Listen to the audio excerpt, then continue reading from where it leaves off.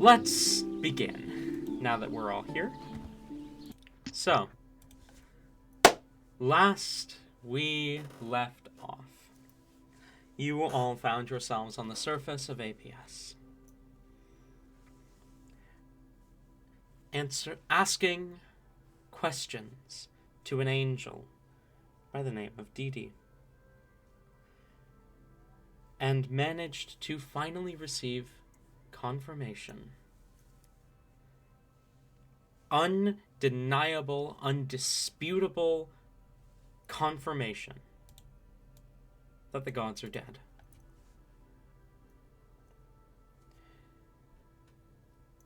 This is the first time that Heli's had this confirmed for her. Not the first time for the others. Didi revealed that the gods were not kind. Many of them were not malicious, but the kings were. And it was kill or be killed. And the war destroyed everyone, tore apart the lives of millions of people, of angels, and of gods. Didi spoke of the war not as some epic tale of heroism, not as some trial of vengeance, but as a horrific tragedy where nobody won.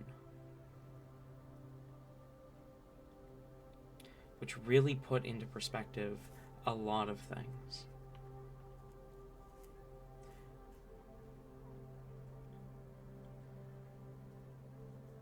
And led Helibor to a breakdown.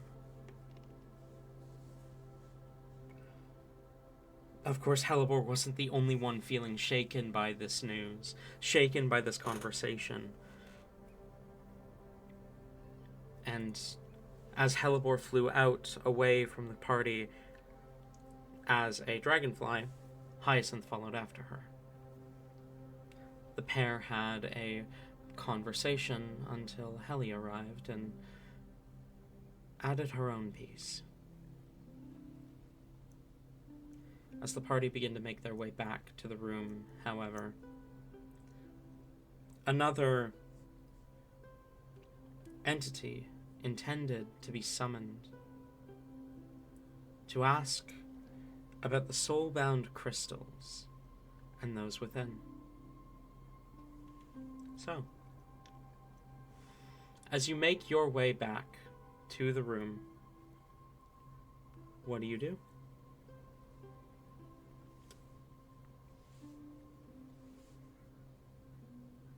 I think you know what we do. We've said it enough. You die. We die. Yeah. Mm-hmm. All right. So I've got my new character. Anyway. Fine. Before we die, I do think Heli is going to sit down and, unless something else happens while we're talking, I would like to do a short rest so I can get my spell slot back just in case.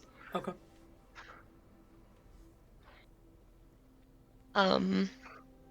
Helibor will. We can. This can be while Heli is doing this, but she will kind of look to the others.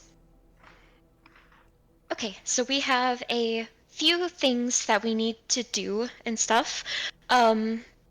While we are trying to, talk to the crows and all of that, I figured we needed to get a head start on, our business here and stuff. So I had an idea of something that might help, maybe. Helibor is going to go ahead and cast a spell. She reaches out and, with her claw, you kind of see her claws are already black in color, but you kind of see it darken as her signature magic starts to kind of float around it, and she begins to draw a sigil in the air. As she does, it basically splits open reality is what it looks like she's creating a portal. And as she begins to draw, you can kind of feel like the other side of it. There's birdsong, a gentle breeze. It smells wonderful, like a deep forest, floral notes. Very relaxing, and has kind of a light green glow to it, almost like the sea foam that Hellebore is quite fond of. As she continues, I do think this is probably the most notable example that you've seen of kind of the confliction of her magic. You have, of course, like this beautiful you catch like glimpses of like the vista on the other side that's being like created by her magic that feels awful. Like it probably makes you feel like you want to like jump in there. There's of course the feeling that like your breath's being ripped from your throat, the impending sense of doom, the awful smell, and it strikes you again how odd it is that she's using this to create something that beautiful. It seems like it should conflict, but it comes together in perfect harmony. And as she finishes kind of scrolling out that sigil, a flower-shaped sigil, outpours 8 pixies.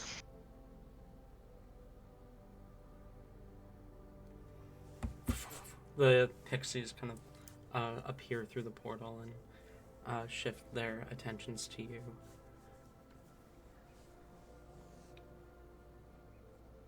Oh, okay. Hi guys. I'm sorry to like bring you here so out of the blue, out of nowhere. But I really, really need your help if you would be willing to assist with something. Okay, so there's this place, like this big building at the middle of the island, right? We're on an island, by the way.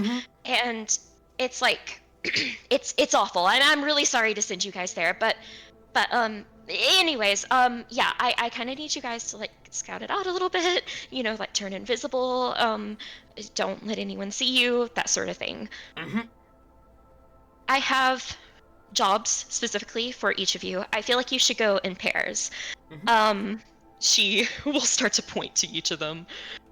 Nestle, Adelina, I need you two to absolutely make sure that you stay like outside. Like look at like the place up and down. I need like entrances, exits, anything of note. Maybe like a weak structure, a place that doesn't seem as guarded. Like if you were to break in somewhere, the kind of stuff that you would want to look for. Okay. Briar, Iridessa, I need you two to scout inside. We need a general layout. We need like room by room. We need maybe what places are like more guarded than others. Room sizes, ones that seem notable, like with more people, ones that are less guarded, that sort of thing. All right. Naida and Pippi, I need you two to focus on the people inside. Like eavesdrop on any conversations that you can, or maybe if there's anyone of like note that seems to be like wearing like important stuff, or like like high quality things, like a visiting person, or like maybe like one of the commanders, or like someone who looks commanding, you should like listen to them and like see, are they talking about anything like scandalous or like something that sounds important. Okay. All right, and then Titania and Sabel, I need you two to look for any objects of importance. Maybe something that like looks magical, hanging on a wall, or like documents. Like if there's any like important documents, don't like grab or take anything because I don't want them to be onto us. But like if you can maybe go up to a desk, like read what's on there, anything that seems like secretive, or like like if it says like top secret at the top, I think they do that for important things. You should look for that. Okay. Okay. All right, everyone. Helper will like dramatically get into almost like a general pose and do like a little salute. Are the orders understood? Understood. Worry not, Hellebore, we will complete this chore. She does like a little a salute and a wave off. I wish you the absolute best. If anything it does get any like you know, a little sketchy or like, you know, if they see you or something, definitely run. I don't want any of you to get caught or hurt or anything. But yes, dismissed. They fly off to go and complete their assigned tasks. I'll say when Hellebore starts that spell, Helly looks very like, ooh, excited. Where's this going? And it sees the 8 pixies, and it is at first like, whoa, that's awesome. And as Hellebore starts giving orders, something like dawns on her, and she looks more and more conflicted as this goes on. And then finally, when the pixies are gone, she goes, so you can summon 8 things.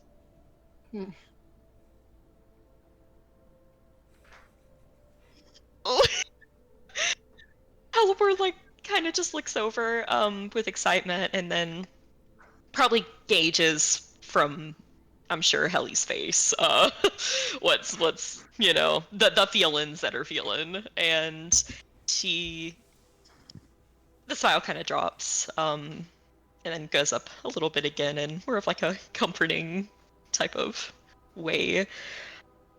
I can, but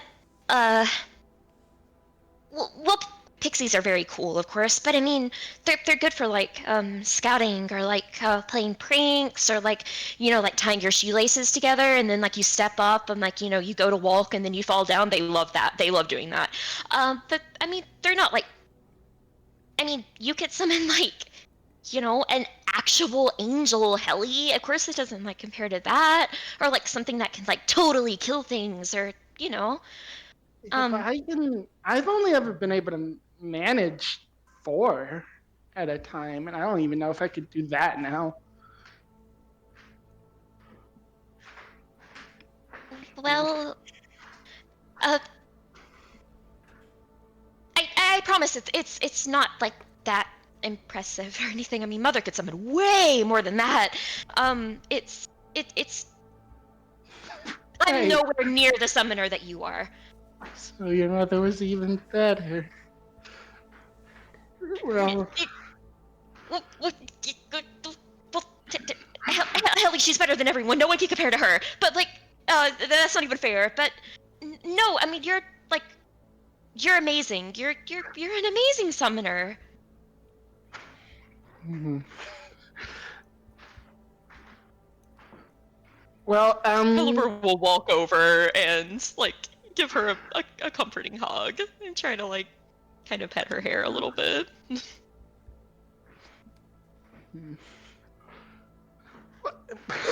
Hallie will gently, well, accept the hug, but then like gently push her away and resolve to prove herself. He says, "Well, I'll start right now and summon my crow, because you wanted to talk to them, right?" Yes, I'm so excited to meet your crow. I bet they're like the cutest crow ever. They are. So, prepare yourself to meet, and then, I hadn't thought about what color would appear for the crow. What do you think? Technically count as a celestial. Okay, then blue runes on her, or gold runes on her skin, and probably not that many though. And she points toward a growing light and says, "Para!" A crow that looks awfully familiar to you, Hellebore, appears, and kind of glances between Helly and Hellebore, and kind of does a double take, glancing between each of you.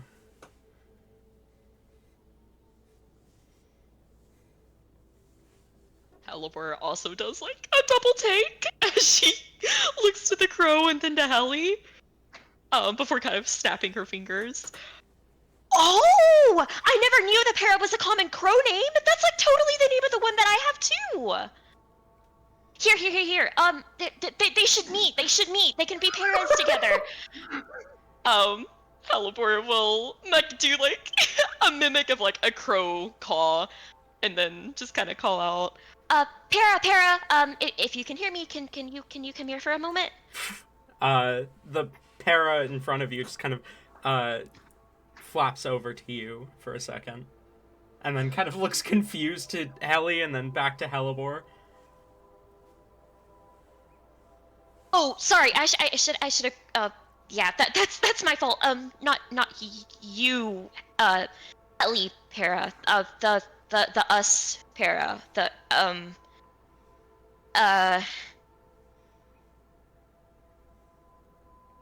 Yeah.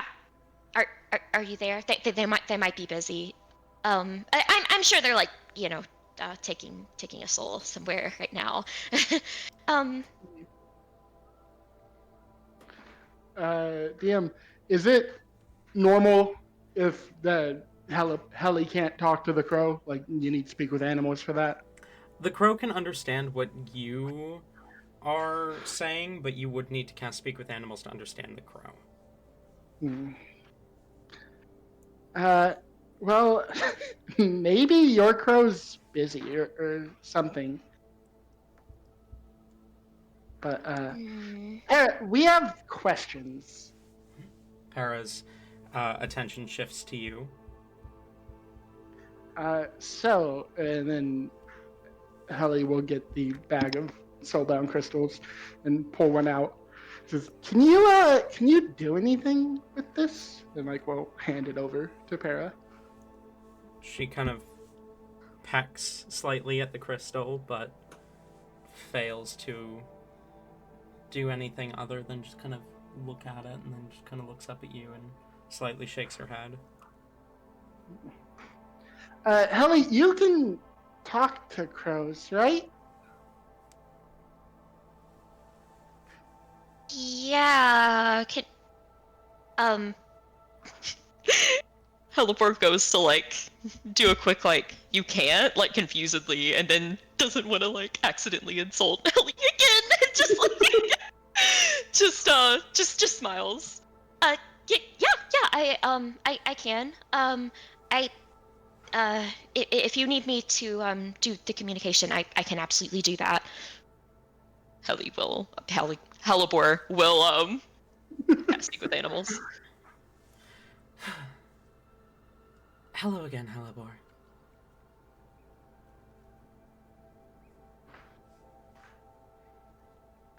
Oh goodness, this is embarrassing. When did I meet you before? I've met a lot of crows. When Kira placed me in your service.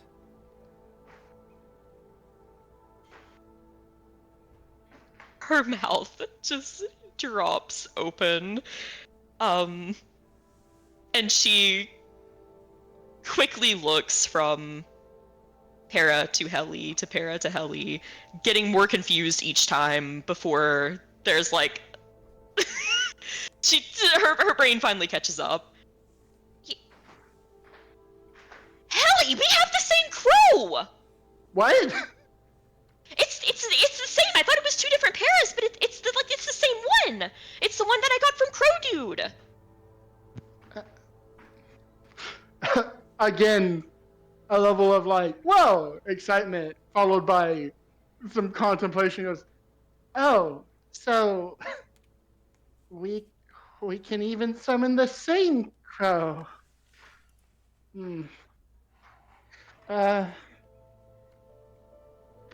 How? Wait. She turns to Para. I thought you had a contract with me. What's this? Kind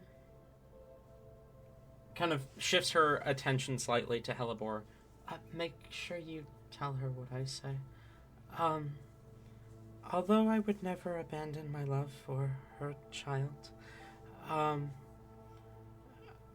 it wasn't safe in the Hells So,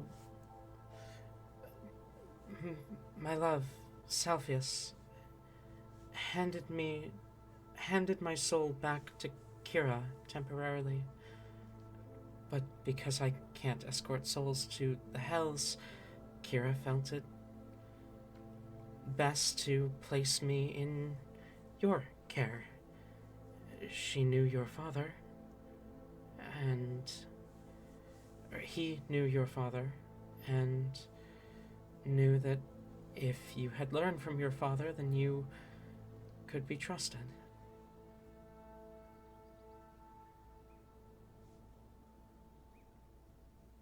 Halibor and her 20 intelligence is 20 intelligence? That's a joke. Okay. That's a joke. Halibor and her 20 intelligence is going to say that word by word, not trying to keep anything out of that might raise questions. Fair enough.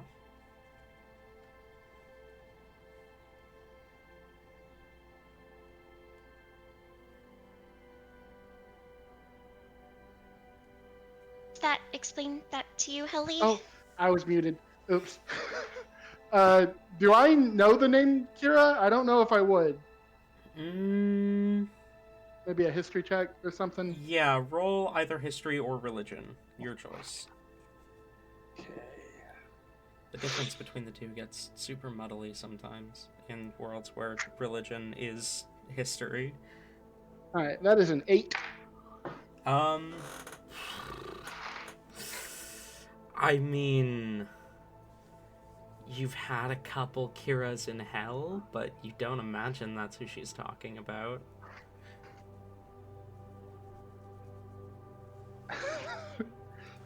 Okay. Well, we have the same crew, I guess. Yeah.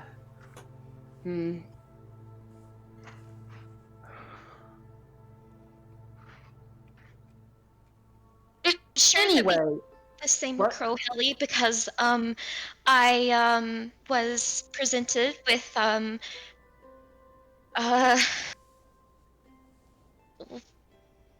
well it's probably it's because we're fated to be together. That's why. Yeah. It that makes sense. Yes. You're better at summoning her than I am. You know, Tries like it slightly averts his eyes. What was that? Oh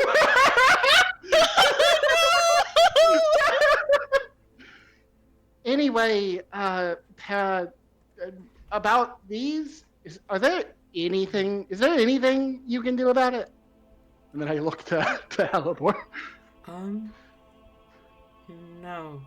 These crystals,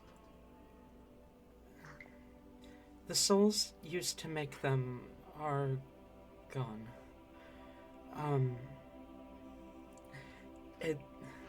There are...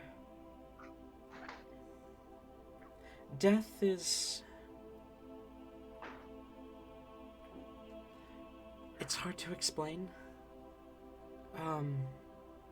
But... I know we are not the only escorts of death. We are not the only afterlife, I suppose. Some souls slip through the cracks and don't get picked up by any. But sometimes when we can't reach a soul, that happens. The soul is mostly gone by the time they crystallize. What is left of it, it's not our domain anymore.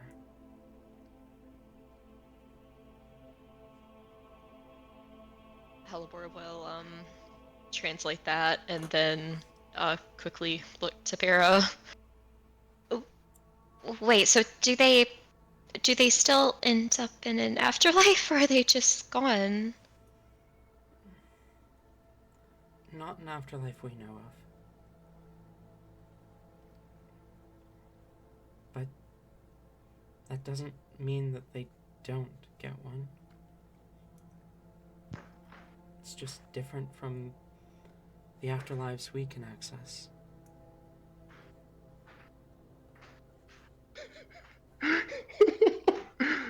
Do you translate that? Just assume everything she says. Yeah, just like yeah. Okay.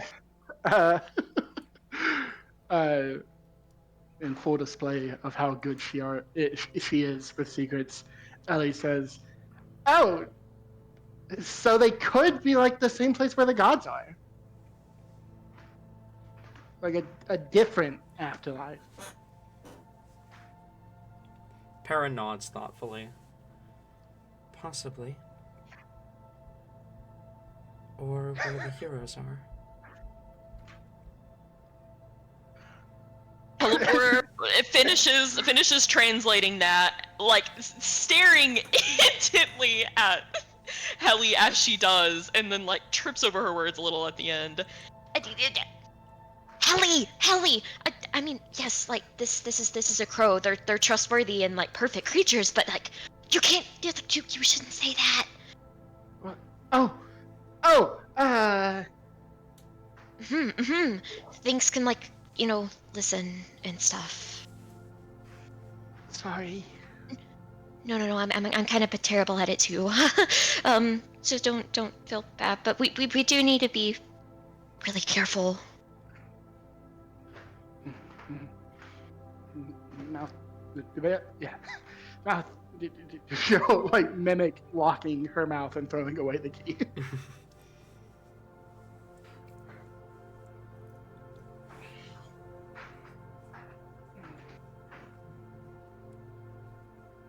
Well, I was going to ask how Mom's doing, but I guess if you haven't been to hell, you wouldn't know. She still owns my soul. So she's not dead yet.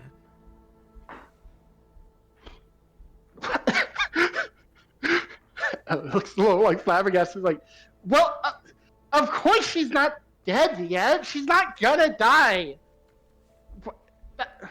Why would you even say that? You asked how she was doing. I told you as much as I can.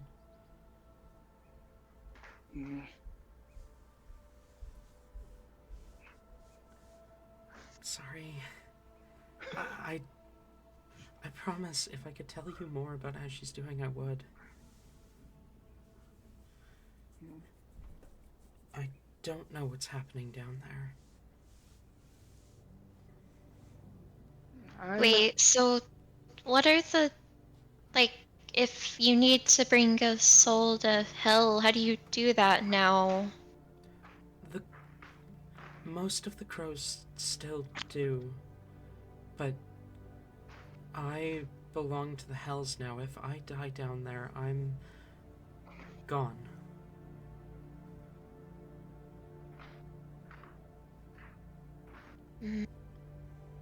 Wait, is that how it works? Like, if someone from there dies there, they die? Hallie nods. Para also nods. Most extraplaners work that way. That's why my mom sent me here. Mortals are actually kind of weak in that respect. They rely too much on their physicality.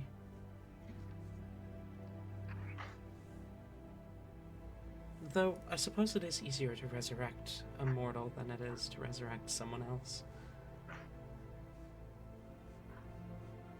Yeah. Could you do that? I mean, Could you do that? is that possible? To resurrect a Theoretically- non-mortal? Theoretically, it's possible, but Wait, no one's do actually you- no one's actually done it yet. I guess if they go to like a secret hidden afterlife. You just have to find a way to go there and grab them, right? Yeah, I mean, diamonds seem particularly adept at grabbing souls, pulling them from afterlives. I mean, a diamond is capable of reattaching a soul to a body before it's even been taken away. Maybe some other gem can reach the souls that are no longer mortal. Like, and then she'll hold up one of the soulbound crystals. Maybe. I don't think so, though. What if, and then, like, she'll kind of like squeeze the crystal. She'll kind of squeeze the crystal. Uh, she'll Ooh. she'll squeeze the crystal a little bit, not to like break it, but just to like have a point and say, what if we like pressure these until they're diamonds? Is that how that works? I don't think soulbound crystals have the right materials to become diamond. But damn it.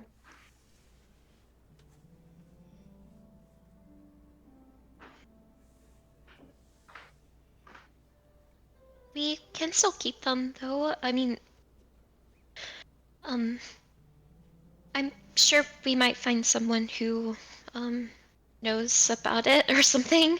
I mean, we seem to run into all sorts of people, so The I'm souls And- sure within someone will know. the souls used to create them are, they should be long since shattered. They aren't alive in there, if that's what you're worried about. I, I mean, it's not that different from soul coins. I mean, we use those all the time in hell. So, Soul coins are actually kind of worse because the soul is still alive in there. yeah, but like, so we can keep these for emergencies. I mean, they helped me summon Dee Dee before. What if we need someone more powerful?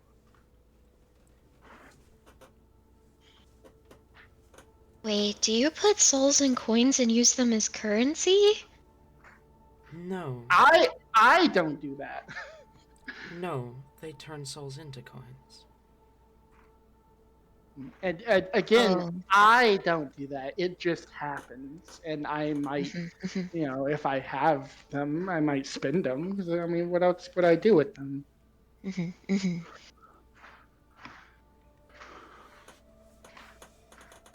It's That's creative. it's part of how.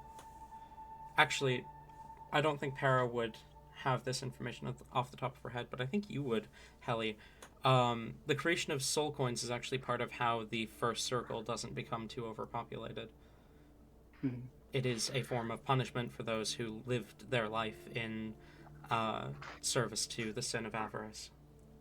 Mhm. So, Holly, what would you like? And it, I mean, it solves a problem. Like we have so many people who are just greedy fucks who show up in the first circle. So this is the soul coins are like a creative way to punish them, and it also helps us with population.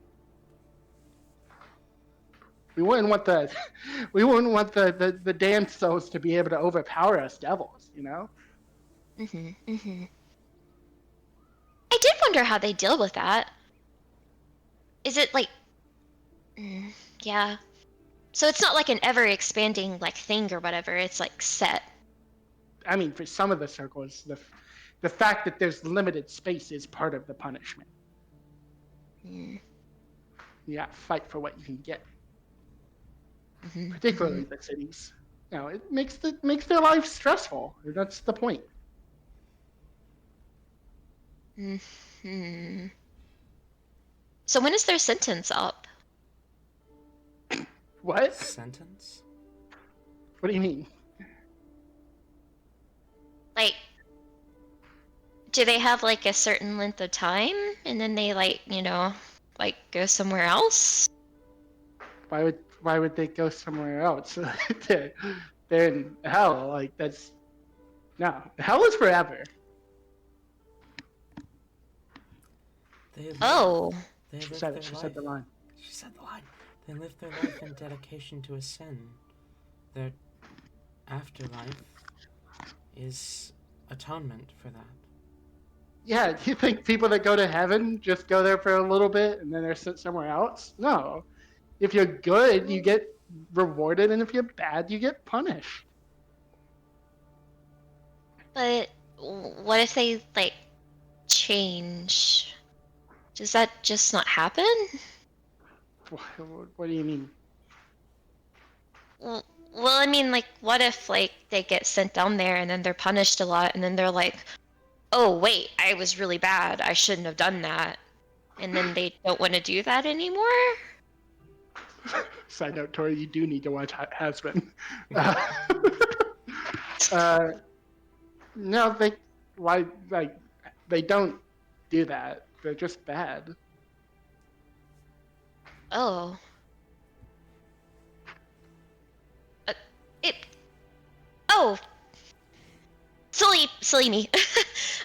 You're right. I mean, someone, of course, wouldn't be judged to go there if they were at all redeemable. I'm sure that's taken into account before, their sin anywhere, of course.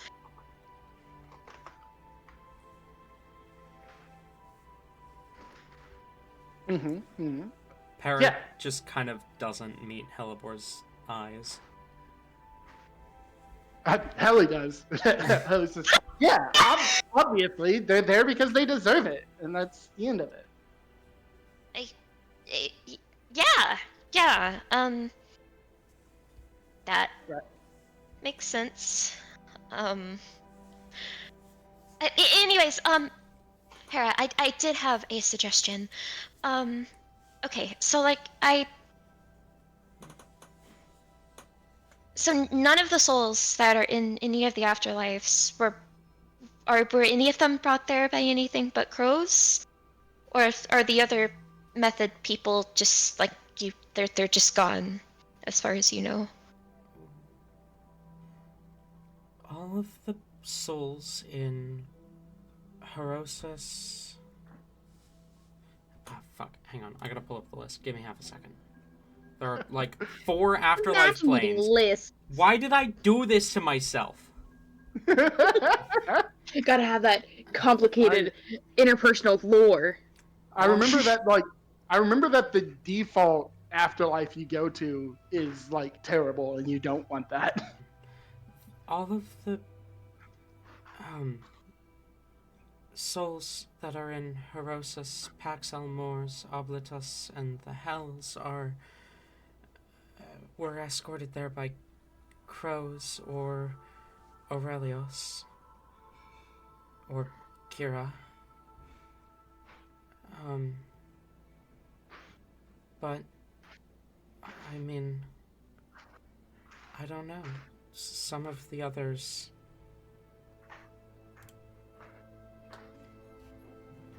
There are some who just disappear. Some who become the crystals. Some who slip through the cracks and become spirits wandering.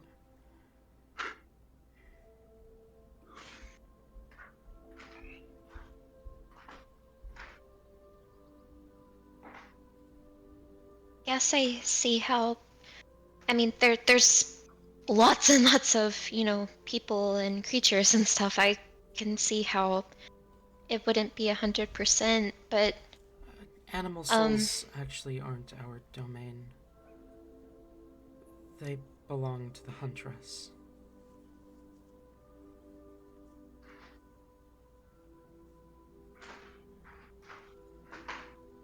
What theories are there on where an animal or a plant's souls go after death? I feel like druids would have that. Most animals are believed to join the eternal hunt in death. And as for plants, I mean, plants are alive just as much as anything else, but they don't necessarily have souls. They just kind of recycle, rejoining the cycle of life and death. Yeah, I remember it was like a point that Relapai thought it was a little silly that Mortem liked plants because they weren't anything to do with their domain. Mm-hmm.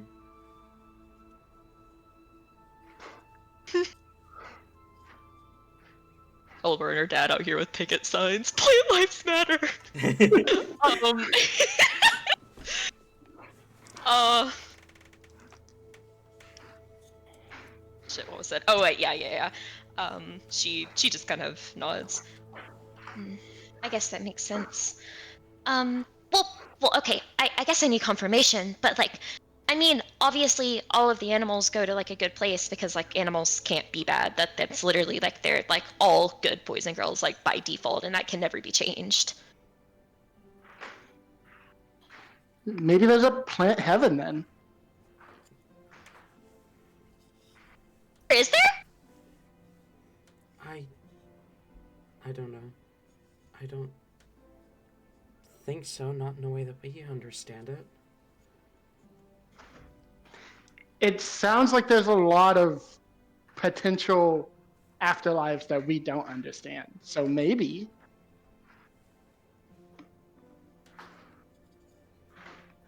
Maybe it's just a place where it's always sunny and they always get watered. Always sunny That and does always sound pretty raining nice. simultaneously? Ooh! They can get overwatered though. They need a break every now and then. That's true.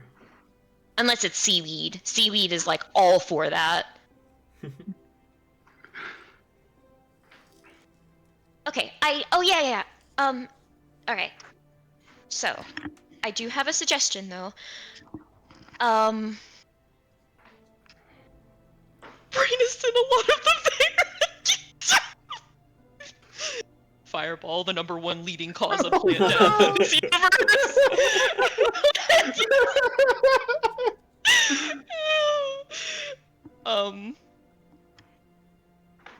I do think it kind of seems like I don't want to say like an oversight, but I mean there's like lots of peoples that live undergrounds or like people that might die down there and stuff. Like if there's nothing that can get them, maybe they still have an afterlife or, you know, something like that, but I mean I still Most residents of the Underdark dedicate their life to the sin of dehumanization. They, if anything, know afterlife is better for them than where they would go. So they're cheating. Well, yeah, I mean, they would probably deserve to be punished then with the setup that's there, right? My mothers will hear about this. Once we're done with all this Kiana business, we'll liberate them so that they will be properly punished. I did want to suggest, though, I don't know if it's really, like, as easy as, you know, it is in my head, but hear me out. So, like, we have crows, right? And, like, you know, you guys are, like, you know, going everywhere and, like, transporting or whatever. What about moles? Now, I don't know Kira's relationship with moles or anything, but I have a very good relationship with moles. If you ever need, you know, like a druid maybe to start some negotiations, you know, some like, hey, I give you this, you give me this, like I get soul, you get like worms, they love eating worms. Oh, worms! Oh, we could convince worms to do it too. They would love that. Like I promise you, worms are like so there for that. But yeah, they could like go like deep underground and they can get all the souls that you guys can't get. Hallie, I don't think Aurelius convinced the crows to help. Aurelius just made the crows. Right? Who looks to Para? I think so. I became one long after he was gone, though, so... Well, maybe if Kira and I work together, we can make the moles like Or that. make a new thing that's part mole and part worm. Oh my goodness, that's so cute! Like a worm, but it has like the big mole paws, and then like it slithers and then it burrows. Yeah. And, who is Kira? Oh, that's Crow Dude. You've mentioned him a few times now. Kira is the son of Aurelius. He's taken up the mantle of death. Hmm.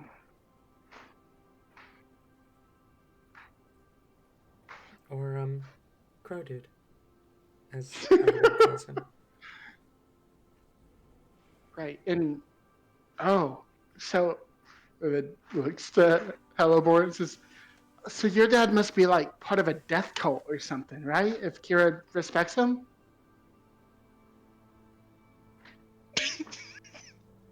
I feel like her first initial reaction is she just fucking busts out laughing. And then like kind of gets like an oh fuck shit, and like straightens up.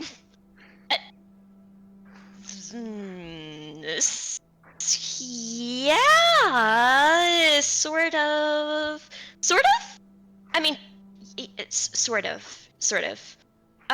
It's more of like a friend relationship. Like he doesn't answer to Kira or anything. He's too cool for that. But friendship. Deathy people kind of thing. Like they got to stick together. Like nothing more than that. Weird.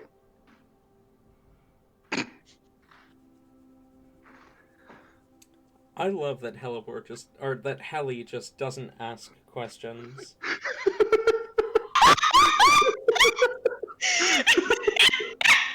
There is no asking questions and shooting first, or vice versa. It's just shooting. It's just shooting very poorly and missing.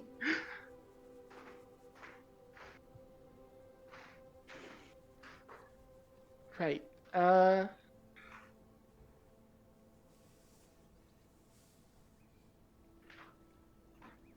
Well. So then you can't do anything with the crystals.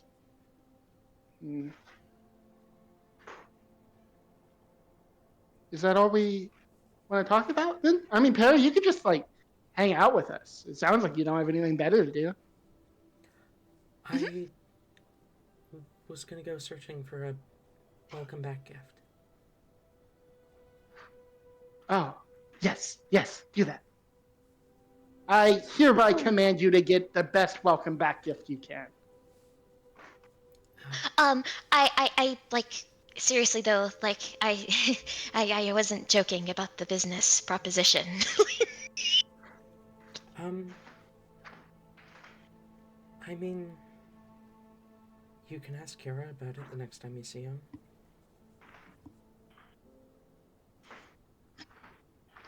She leans forward, kind of like looks around just to make sure like dude isn't like standing behind her or some shit.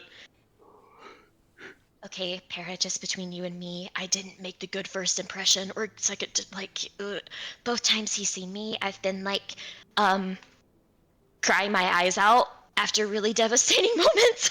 So like he probably doesn't think I don't think he has a good opinion. So like maybe you should do it. He probably doesn't think I'm capable of convincing the moles, and maybe he's right. But I don't know. I'm pretty good at mole persuasion. Hellebore,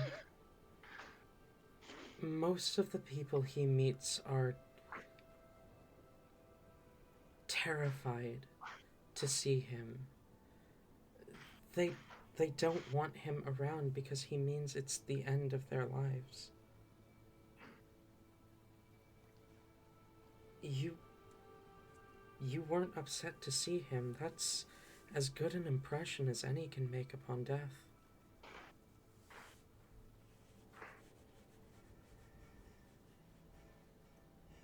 Bor gets actually kind of a solemn expression on her face with that, and kind of thinks a little bit and nods.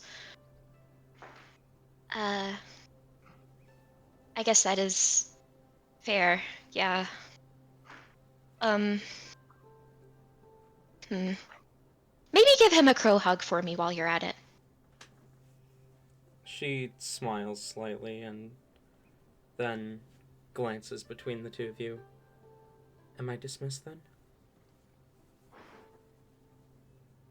Helper looks to Helly, come from me. Now they look at each other. We nod in unison. Yes. She flies out the window.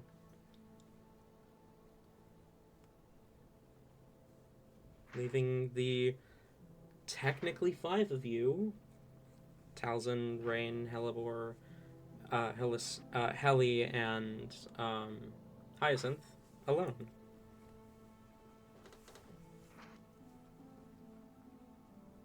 Heck as well as yeah. I'm realizing that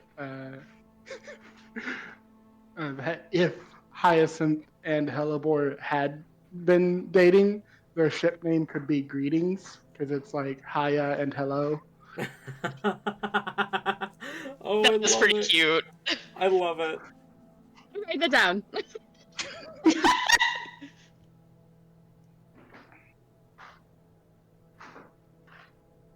All right.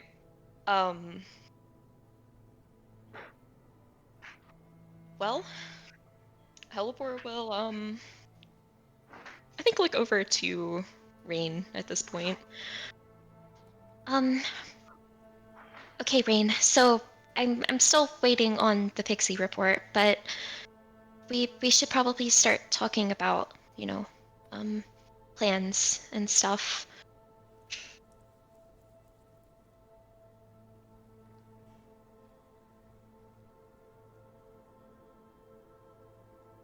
Ela, are you alive? Okay, good.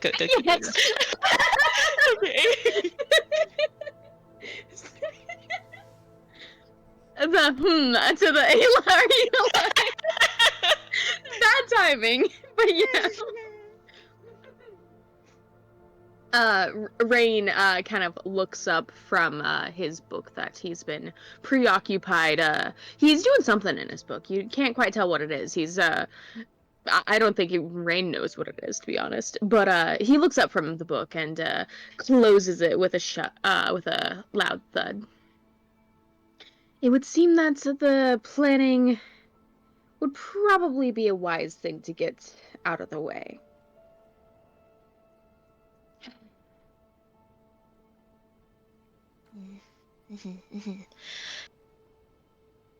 Um, well, a whole lot has happened, today already.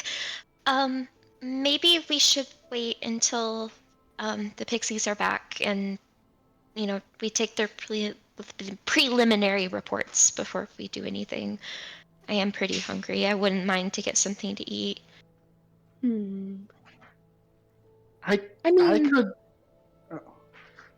Oh, go ahead. I could summon someone to help with that, but if I'm not with them, they might end up killing someone. Oh, Wait. To help with the planning or the food? The sneaking, the finding out stuff. Okay. For a moment I thought you were like cannibals or something, because with how you worded that, I don't know. I mean, if the shoe fits. Rain just like takes a moment to register that. Huh. A lot of meat in hell. I'm just gonna judge you then. From over here. I'm not mortal. It's not cannibalism for me. It's mostly punishment for people who were cannibals. Kind of gross though. You don't know what they ate. We do know I feel what like- they ate. We know everything about what they ate. Okay, you got me there.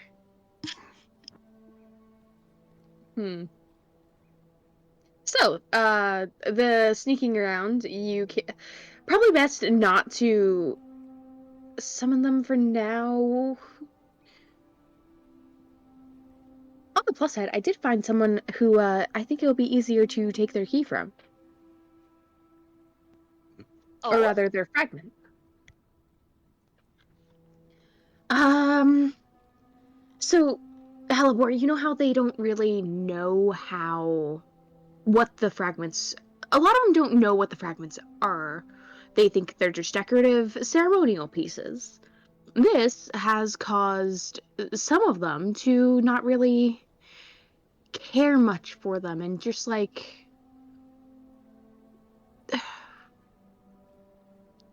some of them are oddly protective of it. Some of them are not. I'm thinking we try to we need to move quickly, and I think it would be better if we take one of the ones that were more protected and try to double back for the less protected ones in quick succession afterwards, as to make sure that they don't tighten up the restrictions on the key fragments. But I don't want to take the easier ones first and leave the difficult ones for last, because then they will pour all their restrictions into them probably. But luckily they don't know what they're for, so this is a great benefit to us. What the key goes to has been long forgotten, so I think we can spin some sort of tale, something. We need to create a lie, so that if push comes to shove, and this lie needs to be believable enough and with enough truth that if push comes to shove, it's not gonna be misunderstood if we're interrogated.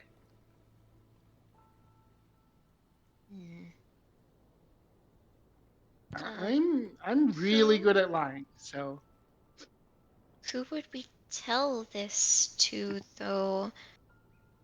I mean, wouldn't that Oh, make their mind we just don't be more on the keys? Yeah, no. We don't tell anyone this, but they are looking into it. They've taken notice that key fragments are going missing.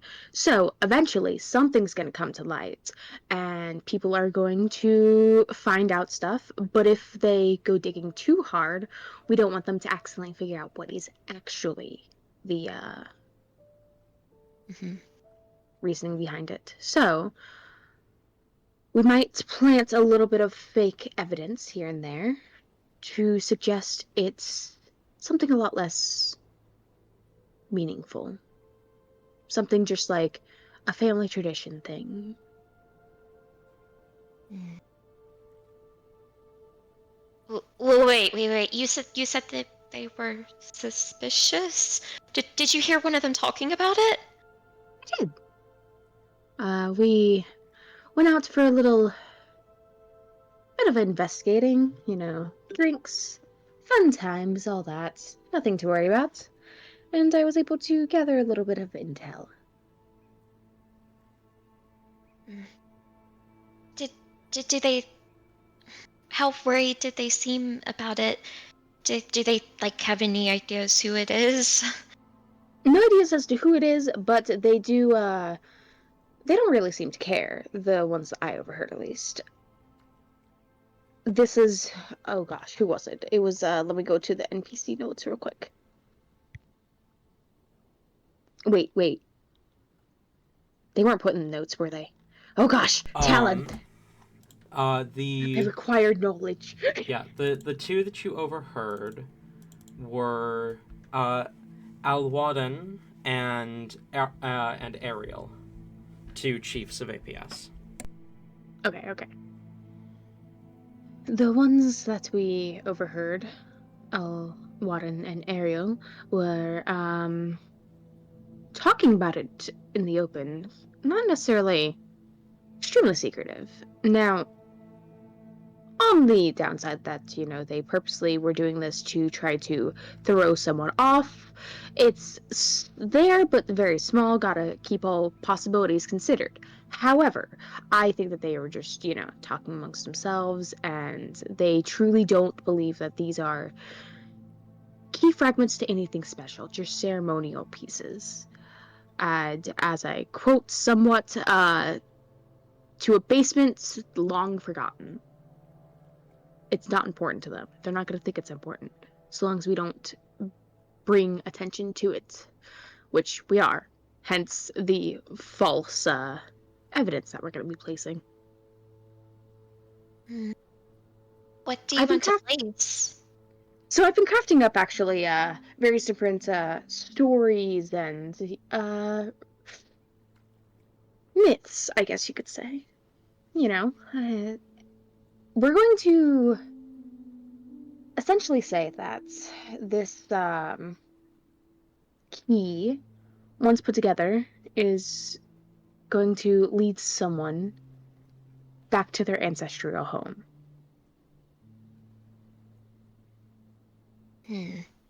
It's something that is meant to be like, oh, it's super personal. Maybe the person who is looking for this is just simply missing. And it's something that eventually, it's possible, APS might even be willing to be like, oh, hey, let me let you borrow the fragments so you can go home. Something like that. Just that we have an extra layer of security to our plan. Now, personally, I would much rather steal the key fragments. It will be a much better story that way. I mean, if you can just steal them, I think that would maybe be better if we could do that quickly. I do not. I don't think that maybe most of them or some of them know, but at least, well, Randall does at least. Whenever Dad mentioned it, she knew what it was for. So at least some of them do know. So if they start to go missing, the ones that know might tell the ones that don't know what it actually is. Sorry, but you also said they know where the key goes, right? What if they lock her up or change where she is?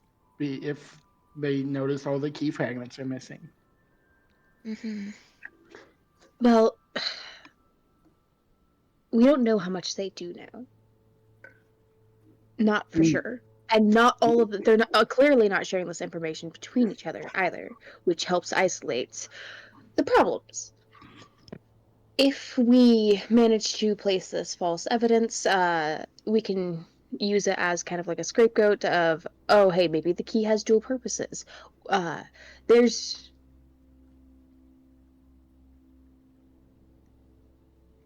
We need to pretend like we don't know where the key actually goes.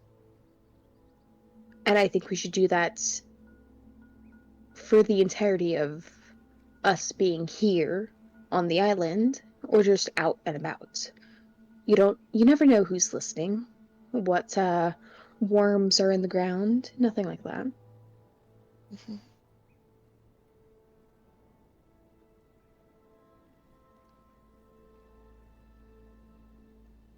I mean, I feel like it should be fairly believable that maybe, we're just trying to steal it just as like a challenge or something. I mean, you're, a well-known thief. Like, saying that you did something like that makes sense to do, even if they're not necessarily important. Like as a I did it thing.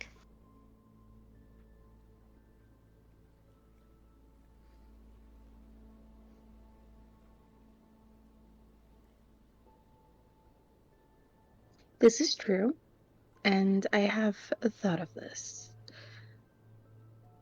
Don't worry about the lying aspect of it. When something is for sure placed down somewhere or confirmed, we will make sure everyone's caught up to speed on what the story's going to be. If we did the challenge one, they'd just send you back to prison, wouldn't they? And not only that, but it's not... Just doing it as like an I did it. We got to figure out like we got to drag more people into it if that would be the case. We would have to try to get other thieves in on the challenge, like who just directing the challenge. It's a whole thing and it involves a lot of outside people What? which we don't want. Why don't we? I mean, if you have like a whole group of thieves, you could put out like a bounty for the key fragments. But bounties require me to pay them and reward them. Not I could necessarily. I could just do the work myself. It'll be fine. Besides, it's been too long since I've been able to let loose on a project like this. Elabor like looks in absolute awe, like kind of her tail like wags at that. Ooh, I get to see a master thief at work. After I finish coloring, though. Priorities.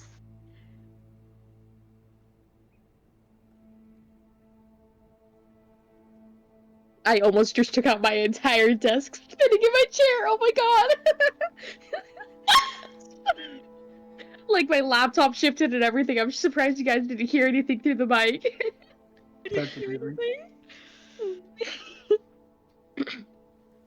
I do think food was something we were looking at though.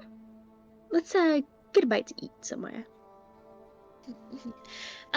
Real quick though, I did want to let you know, I do have, well, I don't know if a plan is really the word for it, but I do have something I feel like I need to do. I don't plan on getting any information because I don't want to raise, red flags, but it's more just I wanted to see if I could speak with Randall to see why, even though she knew that we were telling the truth about being victims and not wanting to do, even though she knew that we were telling the truth, she still threw us in prison. A I don't think confrontation.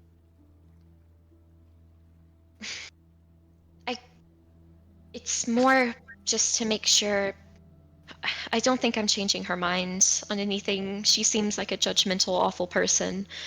But, I mean, if maybe at least something I say sticks, maybe she will think of it and not throw more people in prison.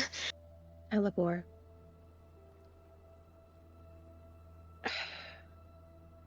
I don't think it's necessarily that she is a awful, judgmental person. I mean, well, yes, she is very judgmental, but I think part of it has to do with the fact that look at it from her perspective. Even though she knows all this information, their two wrongs don't make something right, and we've definitely done our fair share of wrongs.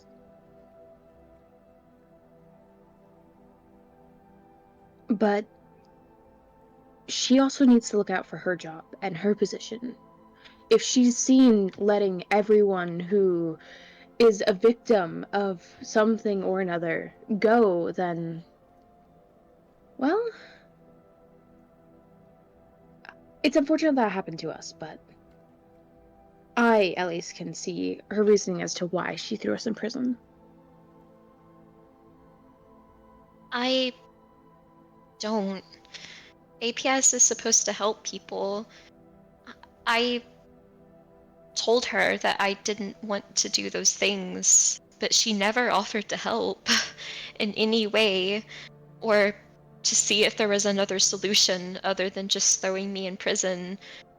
What was I supposed to do when I got out? It's not like I'd be cured or that anything would change. There's no lesson to learn because I never wanted to do it to begin with.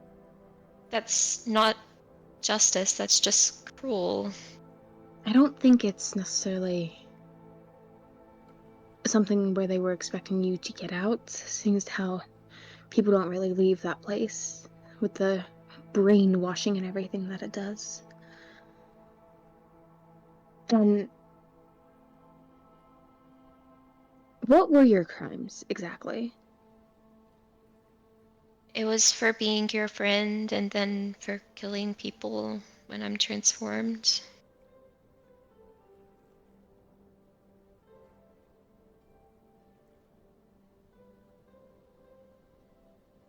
Rain looks like he wants to say more, and he's about to before he second guesses himself, and he just nods.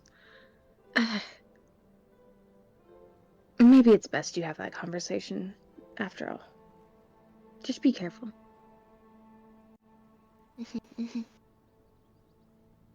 We also need to find out when the meeting is exactly. Rain, you're much better at not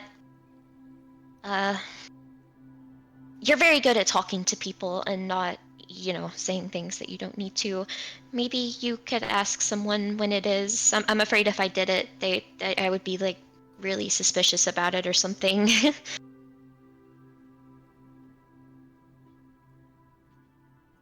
I'll see what I can do.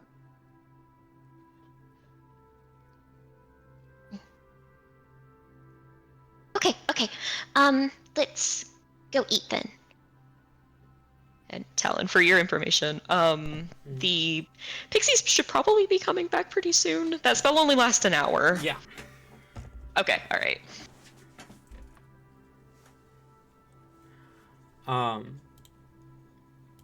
As you all prepare to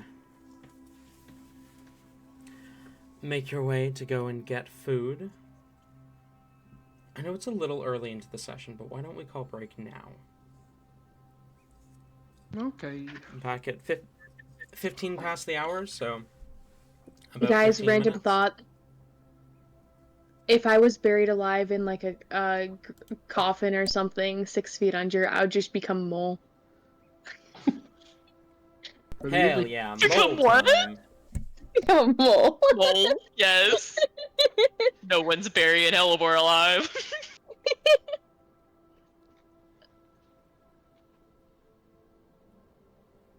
Alright, 15 past?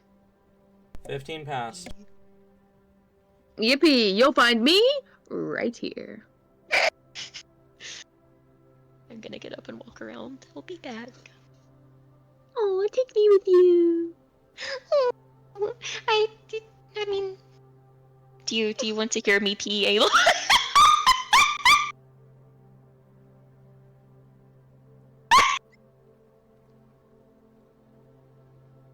No, I'm good, I'm good. I want to remind you that stream can hear you. Not bad, okay? You hear way worse things on like any VTuber stream you tune into. I have bodily functions. You heard it here first, folks. You're good, you're good. I'll be back.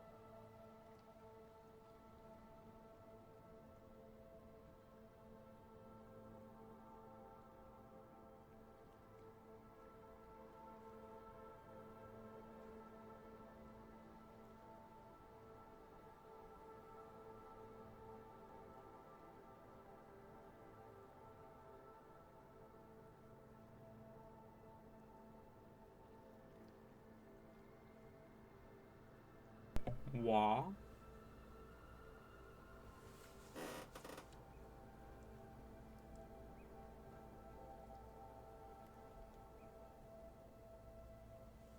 Can't fucking believe you guys. I said 15 past the hour and no one's back. I'm back. Shut the fuck up. I never left. You didn't wah. I can't believe it. Wow. Why? Because I was having a slight, like, what the fuck moment. A what the fuck moment about what? Don't worry, don't worry. You good? Wow. I'm watching, like, I'm watching streams, okay? I was watching streams while we were on break, Okay. and I was experiencing very stressful times. What happened? Pretty much they almost killed each other for a stupid mistake. In a game? Repo. Okay. Who's they? Nox, Bonesy, Teach.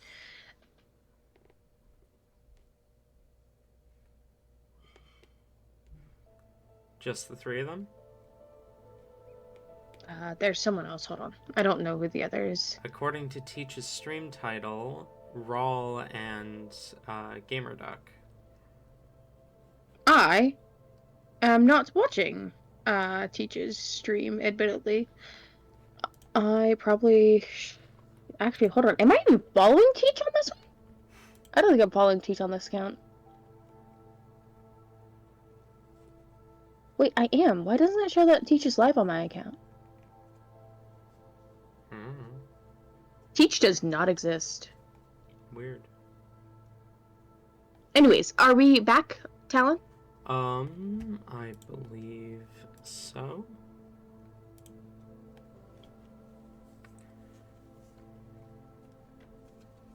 I'm back. We are so back.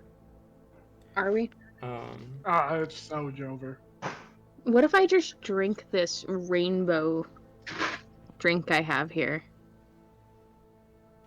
That Wow. would be a good thing to do. Hold up. I need to clarify. This is not just like... Okay, hold on. Let me just turn on my camera really quick so you can see the rainbow I speak of. Okay. Ready? Ready? Oh. Ooh. It's definitely something you shouldn't drink at all. Yeah, I don't know, that looks like it doesn't taste that good. But it looks like it's a legitimate, like, a drink bottle, you know? It looks like sparkling water, which means It you can't drink it anyway. It absolutely got me at first to like you turned it. Just like, gulp.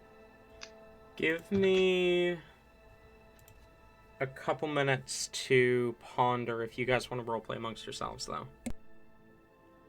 Alright, guys, pick who you're role-playing as.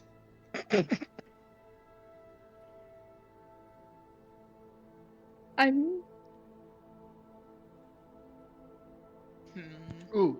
I'll take Reed. Please do, actually! I gotta see this, I gotta see this. No, Please. no. I love seeing other people play Rain. It's so great. I love seeing other people play Rain. You got this, Star. You can do it. No. Look, if I can give Rain to some fucking 14-year-old kids, I can give Rain to you. Alright. Rain sachets up to the bar, orders the most alcoholic drink, and sits there and drinks. Depressingly. Okay, so that's the impression Rain gives. Makes sense. Sad, depressed, alcoholic. No, that's only him Sassy boy. sometimes. That's only him sometimes. No, you're so real for that, then. All right. I hold on. I feel like I can't just choose Hellebore because then that leaves Abby with a limited option. Oh man, no, it's real hard for me to play Helly. Would hate to do that. Yeah. I don't know. Tabby, what if I go as Hellebore? Wait. All right, go ahead. Do your best, Helly. All right, Helly.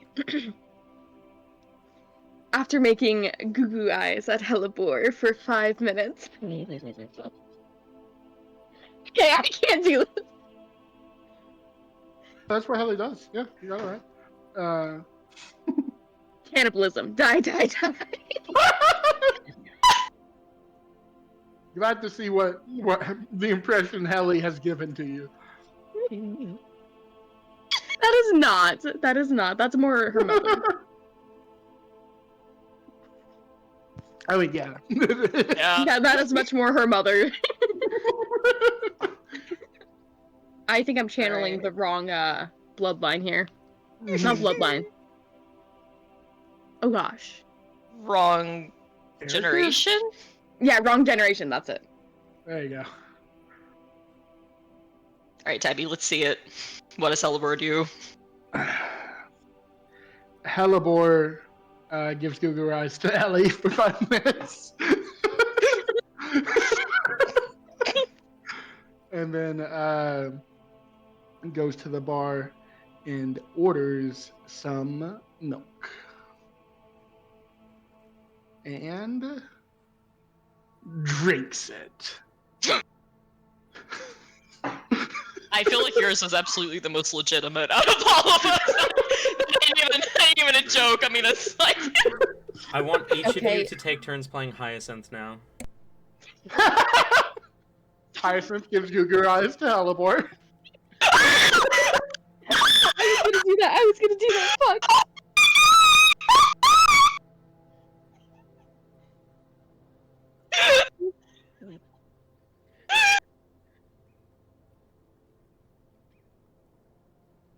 After he's done making goo goo eyes, he will go up to the bar and order some milk and drink it, just in the hopes that maybe Hellebore will fall for a milk drinker and not.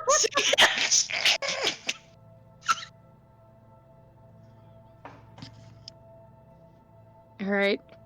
Tabby, what is Hellebore's reaction to Hyacinth drinking milk? What? No, it's your turn to play Hyacinth. We have to take turns playing No. Hyacinth.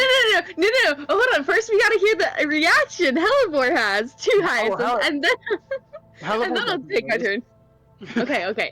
After realizing that Hellebore is paying him no more heed, Hyacinth realizes that it is a very sad day for him, so he's gonna order something a little stronger, and upon getting his slightly stronger alcoholic beverage, he will pour it into the milk, swirl it around, and down it. And with that, I have finished my pondering. Hyacinth orders a hit on Helly to get her out of the way.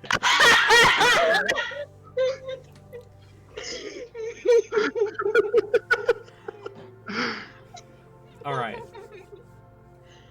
So, as you guys are We getting should do ready, that again. as you guys are getting ready to go and get food, you hear the beating of tiny wings, and the 8 pixies fly in through the window. As the 2 who were sent to scout the exterior immediately speak up.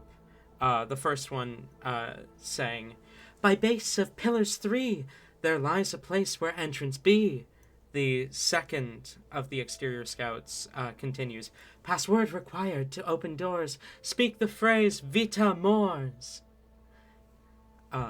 They smile as the next pair, the 2 who were sent to look for mysterious items and items of note begin to speak up. The first one: a book held by a mage renowned, to which flesh secrets are forever bound. The second one continues: a gem worn by the potion smith shines with magic, a well-thought gift. The first then continues: a book of names and places known, the whereabouts of chiefs are shown. And the second finishes: a vault behind lock and key, its contents we could not see. The ones you had sent to look out for any people of note then speak up, as the first says: we have found Chiefs Count 5. The ports, however, are alive. As the second continues: and so to wait they shall arrive, and Chiefs Count 9 shall forever thrive. As the ones you sent to get a sense of the interior layout then throw in their lot: a maze of halls of shock-white stone, and the center bears a forgotten throne. The second then continues: students learn amongst the halls to answer thus the hero's calls. As the first then adds on: beneath lies prison entrance gate, a call we know as fated fate. As the second finishes: the potionsmith's tools in a lab located beneath foundation's slab. Then, as you had asked them all to keep an ear out for conversation, the pixies begin to speak kind of in turn, as they say: fragments lost or stolen thus seem not to have caused a fuss. Sickness took a village down, but they left the waking town. Death runs rampant in desert lands, left no blood to soak the sands. Heirs attacked thrice over now, so they will protect, so is their vow. Lovers' quarrel shakes the roots, you would not want to walk their boots. As the pixies smile and look towards you semi-expectantly, I will go ahead and send that in Voice of the Voiceless, because I do, in fact, have it written down. That's what I spent the entire break doing. Hallie, Thank you so much. I think Hallie just like claps when they're done. They give each of the 8 give a bow in unison to Helly's applause. Halibur will as well, and I know you said they're looking expectantly. Just to make sure I honor these pixies, are they expecting something like specific? Would she know, or just praise? They're either waiting for praise, their next orders, or dismissal. Okay. Halibur will she will absolutely like clap and praise every single one of them. And then fuck it. I'm just gonna say I have access. She's gonna go over to the magical bread basket and like cut off like a little piece of it and like just like tear off like a little piece of bread and hand it to each of them. Each of them gladly take the pieces of bread and consume them. Oh, thank you, thank you, thank you! Of course, of course, of course! That was like so beautiful! You guys are so good at that. I don't know how you do that. Yeah, thank you, thank you, thank you. We should definitely catch up sometime, but right now we totally have a mission. Yeah, have a good rest of your, like, everything. Bye-bye! You're dismissed. I wonder if pixies are like birds. All 8 vanish immediately. Hallie gives a side eye to Philly and says, "Why don't you speak in rhymes?" Because I'm not a fairy. You should be. That is not something I can just choose to be. A fairy is a type of creature just as much as a... Well, you should be more like them, at least. Of course, Mistress Alicia. So, that was like super impressive, but what did they actually say? What what did we find out?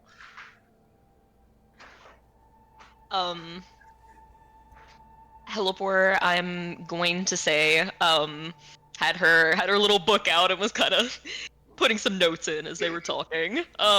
Yeah, that makes sense. It feels like Halibor would have known that they would have done this. Yeah. Not me, just looking over this real quick.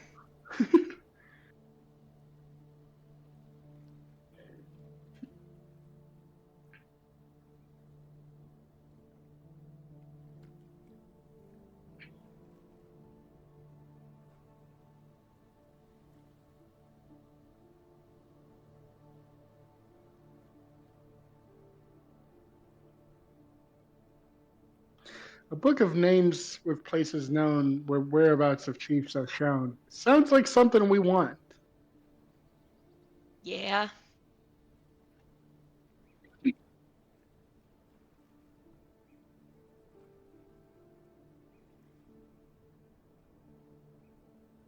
I can't read this, admittedly. One moment. There are 5 chiefs currently here, but the other 4 should be here soon.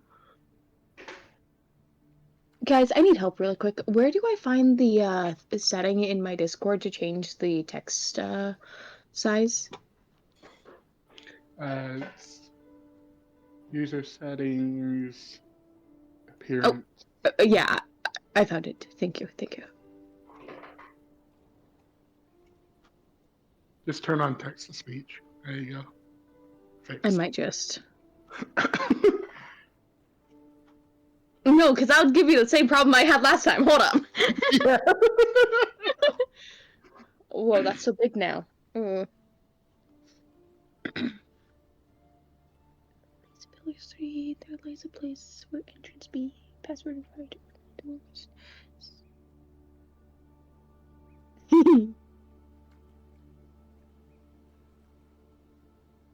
All things I read- considered, the fairies were very direct. Yeah, there wasn't a lot of This is very helpful. This is like a good job, guys. I read gem worm as giant worm. Wait, no, I that's. wish. They confirmed that the fragments have not the chiefs aren't really worried about the fragments. Sickness took a village down is probably what we seen Rindal dealing with when we were in Asunia. Death run rampant in desert lands. That's your boy.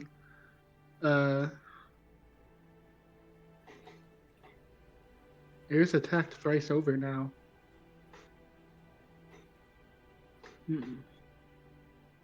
I mean, I feel like the So, is there Val? death runs rampant thing, like left no blood, could also be like the crest hunt being more active there as well. I feel like that could go either way. Yeah. Damn, we should do this more often. Cygnus took a village down, but they left the waking town. I do think that is honestly probably crest hunt because left no blood to soak the lands. That's vampires, guys. Let's be honest. Yeah, that makes sense. Heirs attack thrice over. They will protect. So is their vow. That's the probably the heirs that are in love with each other that we have the rumors on. Because we already know that there's a couple that are smooching in private. That's not very private. And the lover's quarrel, do we think that is the because we need to talk to one of the chiefs that is an ex? Do we think that's maybe that? I'm assuming that's probably what that is. Well, I think like the. All right. I imagine the 3 of us are looking over Hello Boy. Yeah. The Book of Names sounds helpful. Why don't we look for that?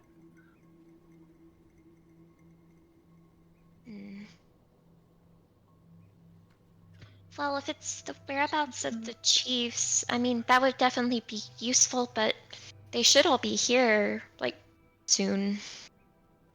But we would want to know where here, right? Unless the book just says APS Island, then it's a bad book.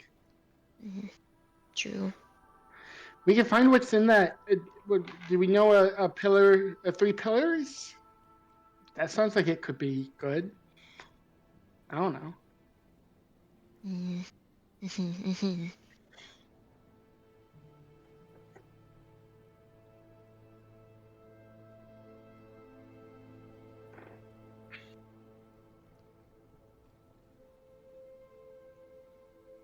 Does that ring a bell, Talon, of like what we've seen outside, like roll anywhere that has 3 roll a pillars? history check.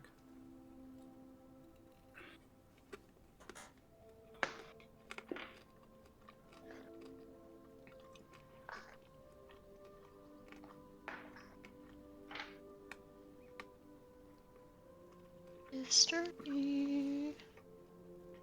14. You don't. You remember surprisingly little of the details about the exterior layout of the central building. You can't think off the top of your head about a place with 3 pillars, but you could probably find it if you went there.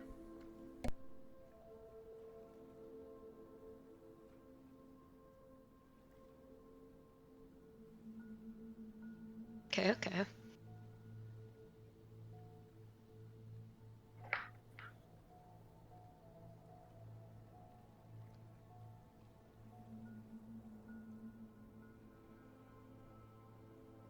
Halibur will kind of look up to the others. We have a few options.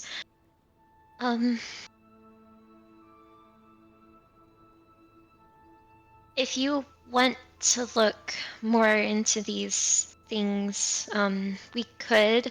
Rain, I do feel like out of all of us, you're probably the most qualified as, the best thief ever. If you want to be sneaky and maybe try to see, like the pillars or something, that might be like a secret passageway that would help you sneak around more or something. I still wanted to go talk, but I can keep an eye out while I'm in there and see, if any of the locations like match up with the stuff. What do you want to do, Helly? I don't know. What should I do? I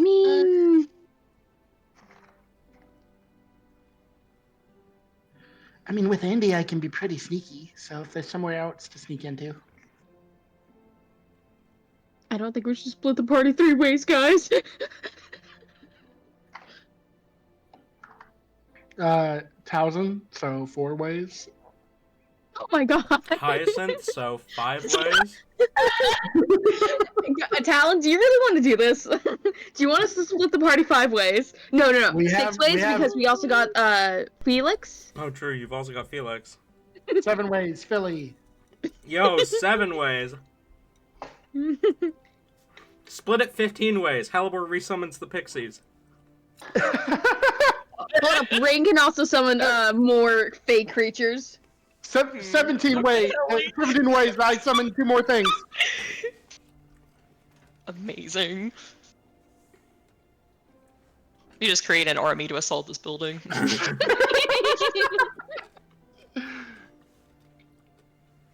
To recap, what did we say Hellebore is doing? And Rain? Halibur said that she still wants to have her conversation with Randall, but I would say like she's not opposed at all because she doesn't like to be alone. Like if someone wanted to come with her on there, but she was just saying that like if we wanted to investigate the places, Rain's good at that type of thing, but. Okay, I She need to will roll a stupid agree check with her real as quick. well. I need to roll a stupid check to see if I make this suggestion or not. Oh, fuck. Okay, that was actually pretty good. Okay.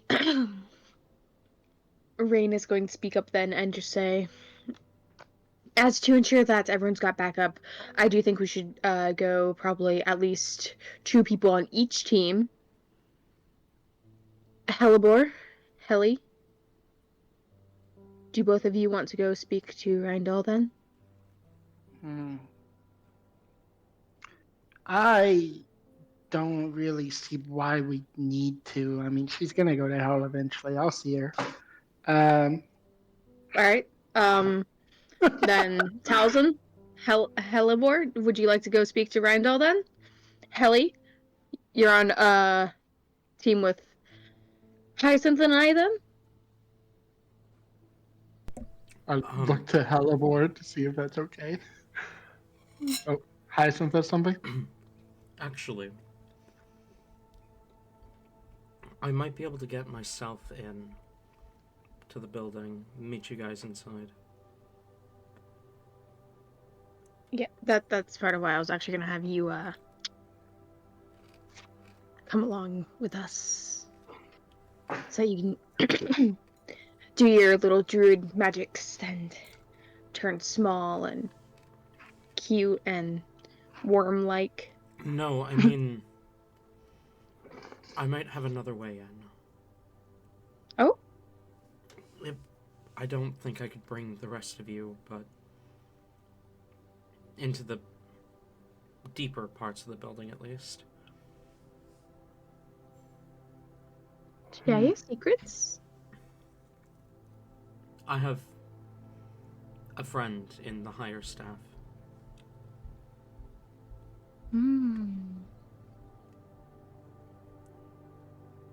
Wait, actually, that just made me remember this. Hyacinth, do you know like the druid that arrested us? It seems like you recognized them. You looked like, well, you looked betrayed, but I mean, I also looked betrayed because like a druid shouldn't work for these people. But do you know them like personally? I met Archdruid Aconite once before.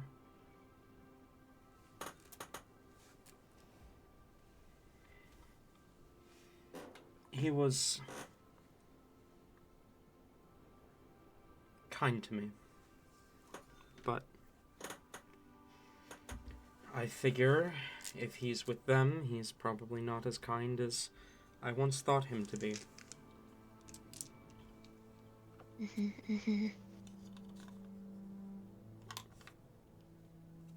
I mean, I don't want to judge or anything, but his name is literally Aconite. I think he's with these people for a reason.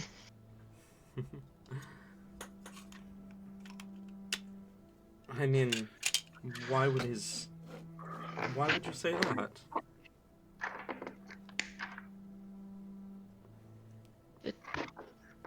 Because, you know, that's like Bullsbane.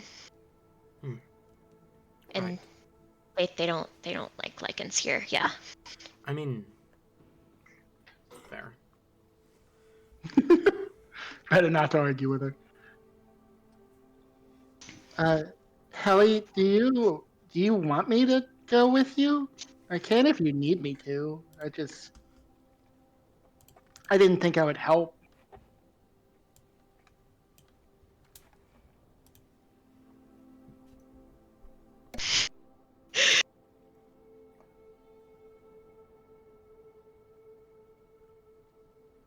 Hellebore, smiles and thinks for a moment. It's very obvious she doesn't want to go alone. Hellebore, like, you literally put her in a room and close the door alone, and she'll have like 5 seconds before she starts to have a panic attack. Like, she can't handle being alone at all. So there's a look. Um, I, it's up to you. I mean, I I probably won't, you know, fall over dead if I'm alone. So yeah, I mean that's like if you want to, you can. If not, then I can just do it alone. I think the plan was Towson would come with you, so you wouldn't be alone. Oh wait, yeah, that's true.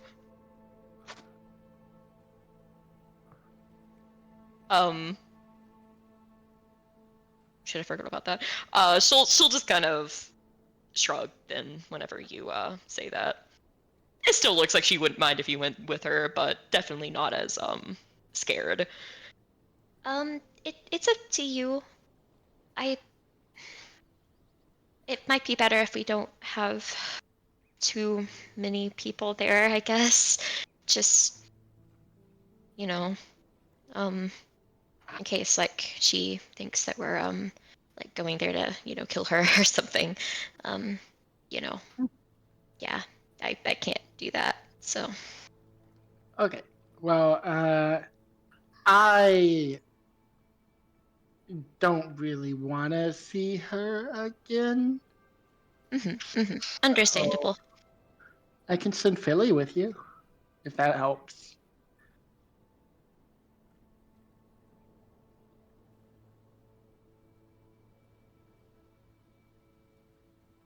I, um, well, yeah, he can be like invisible and stuff, so it won't like freak them out or anything.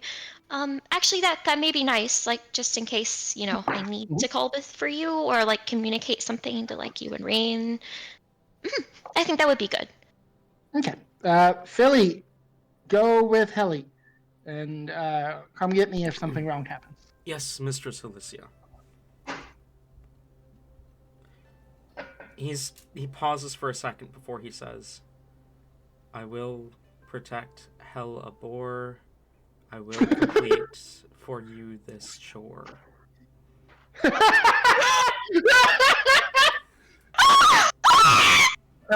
Helly beams and says, yes, good. Oh, that was a really good one, Philly. The pixies used the same rhyme not but an hour ago. You're right, it wasn't that impressive. Do better next time. I thought it was impressive, Philly. Mistress Helicia.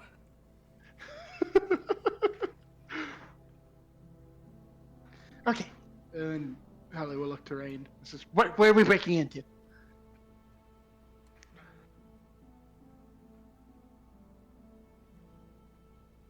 Congratulations, Rain. You're on heli sitting duty. I noticed. Oh, sorry, I was eating food. Okay. Okay, we gotta go to the main building. Main building is where everything was scouted out. Reading through this. Everything's just going through one eyeball and out the other. How nice.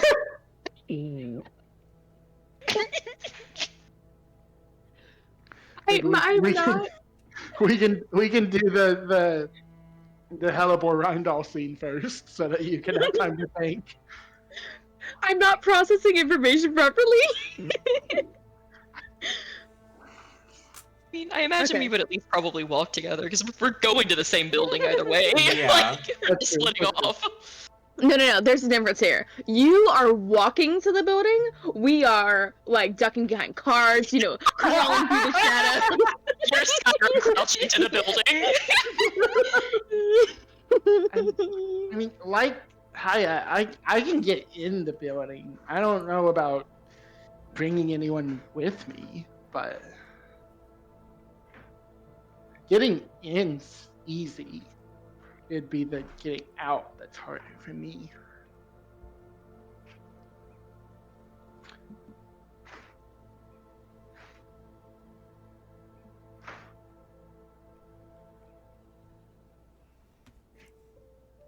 Are we gonna wing it? I'm really good at that.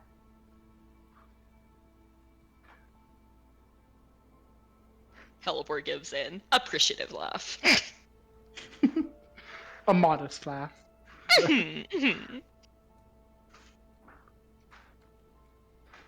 As the only person here with wings, everyone else only having part-time wings, I would hope so. Philly has wings. Philly doesn't count in this situation. Philly doesn't count ever. We're denying the existence of Philly. She gestures off towards Philly, which none of you can see because he's invisible. Of course, Mistress Alicia, I am never counted amongst your number. Oh no! Apologize to Philly right now, Tabby. Nope. Tabby, you bitch! I won't forgive you for this. Billy going with Helibor and having, like, the first nice interaction of his life. I mean, I guess that's what happens when you're the princess of hell. Mm-hmm. Alright. We're walking like normal people, I guess. Mm-hmm. And I'm Meanwhile, sure it's like we are Jojo not. strutting down this road. Yeah, no. I'm certain we're not drawing any attention whatsoever. Let's all link elbows and we'll just like... Oh gosh, what's it called? Skip? There you go. Yeah. Take up the entire street and just skip the main building. Okay. So, instead of Skyrim crouching, you're skipping to the building? Is that what I'm understanding? Those are your two... Oh, God! What the fuck? No, don't do that. I'd rather you... No. No, don't do the... Fuck, what's his name? I know his name. It's on the tip of my tongue. I literally... I say we do the Yeah, first one. don't do the Doflamingo walk. Don't do the other one. Don't do the... I don't know what JoJo character that is. That's Josuke. Don't Josuke walk. I say we all walk like left from now on. We've modded this campaign to where everyone walks like that now. Congratulations, Scott. God damn, That's actually the normal way to walk. you've installed a new mod. God damn it. Can't do anything now. Nope. You glance out the window and everyone is walking like that. That one gif of Josuke. Is he walking up the side of a building in that? Yeah, that's why. Mhm. Oh, fucky. I want to walk like that. Hold up. Anyway. Also ignore the yellow sky. It's just like that in part 4. It's never explained. Mhm. The sky's just Yes. yellow. They just made the sky yellow. Okay. Anyway.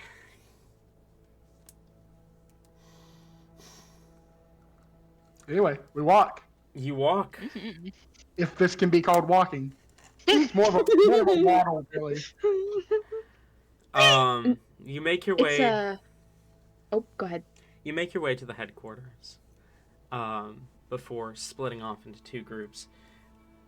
Now, here's the dilemma, right? Helibor and No. I'm muting. I'm sorry. Helibor and Talzin are going one way. But Talzin's player, Tate, is not here, nor will he be here next week. Mm-hmm. So Talzin is effectively a non-entity in that conversation. It's On- basically just Okay. Helibor. I don't think Towson had much to say to Randall anyway. That's- Question mark? Fair. Alright. Well, then you guys wanted to do that one first? So that Ayla had time to think? Does Ayla need time to think, or is she I'm just gonna gonna be fall asleep? honest. No, I can't fall asleep. I am scheduled for only like 2 hours of sleep tonight. But You're only scheduled. but no, I I'm gonna be honest. I am in such a mindset right now. I cannot retain information, and I'm just in a silly, goofy mood. So I think that even if you gave me time to think, nothing would change. Fair enough. I We're mean, just does winging Rain this. think though? Like this? That's the It's the thing. Rain Half the time, mindset. no. I roll a dice, and I'm just like, what do we feel like? Oh, that's a 7. Let's go. What's a 7 feel like to me? So which one do we want to do first? Do we want to do Rindal first, or do we want to do sneaking in first? Tori. Is what? Okay. Mm-mm. So Tori. I think Ayla's trying to ask Tori what Oh. did you... Oh, all right. There is something that we can do for this. Oh? I'm a roll, and if it is odd, we do Hellebore, and if it is even, then we do like the other people. Audibor. Audibor. All right, you guys are up. Oh no! What are the chances of that? 50%. Literally 50-50. Alright. We should do another roll. Oh no. Do you just want Tori to go first? No, because nothing will change. I'm sorry. I'm gonna try to... Okay. We are sneaking to the building. Rain and Helicia, you two approach the exterior of the headquarters building. Alright, this is important. Who does it look like is leading the walking? Probably you. I don't know where I'm going. Okay. This is my first time here. Unfortunate. I'm gonna roll something really quick. Okay. We're going to do a full lap around the building, just to like look around it, see if we notice any, see if we can count how many guards are around, see if we can just like gauge how many people are going in and out of the building, how busy is it. Roll investigation. And then go on, Helly.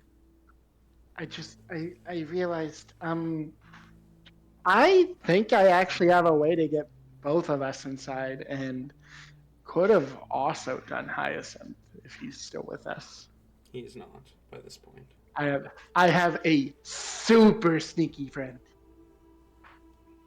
Vane walks into a wall. That is a natural one. Okay.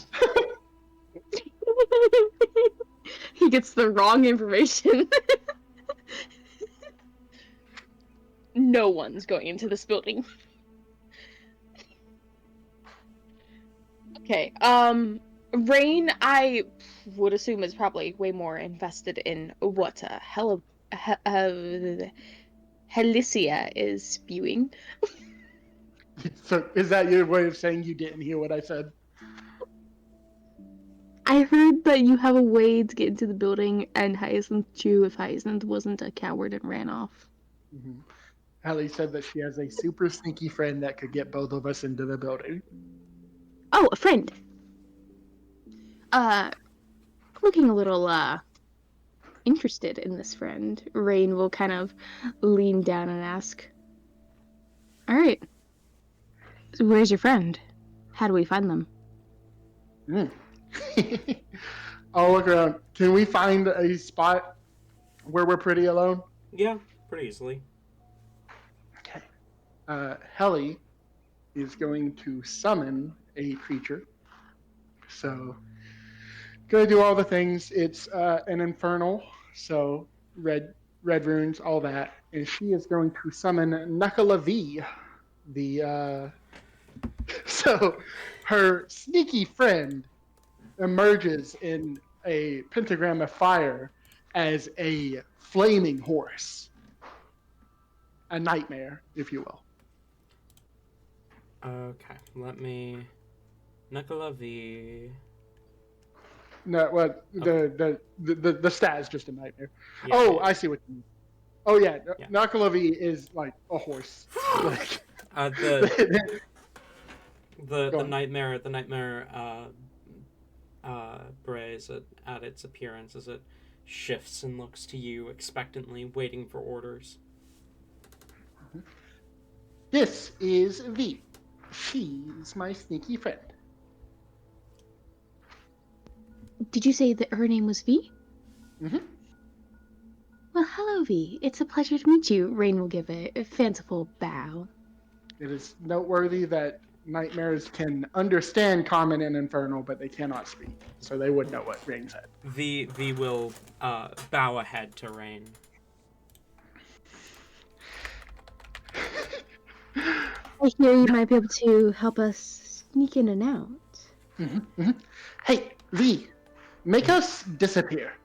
And V, nightmares have ethereal stride.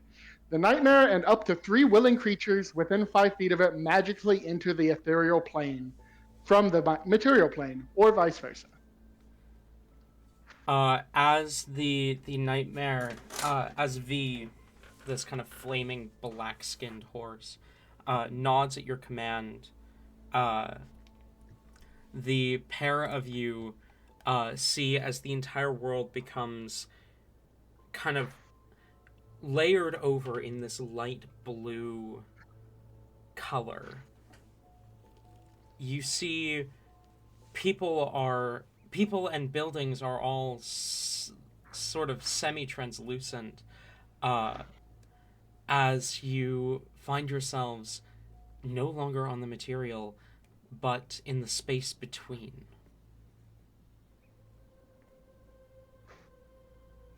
See? Pretty cool, right? Rain takes a moment to look this over. He seems to be judging it. Whether it's good judging or bad judging, hell, he doesn't know. Before eventually he nods. Alright, this is definitely a trick I can't do. Nice. Very Well, nice. we should be able to just stroll on in now. Let's go. And I'll start walking towards the building that Rain was failing to case earlier.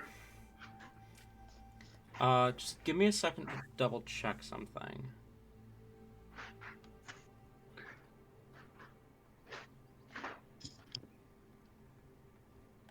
Okay, cool. Yeah, so you approach the building and just walk straight through the wall. Finding yourself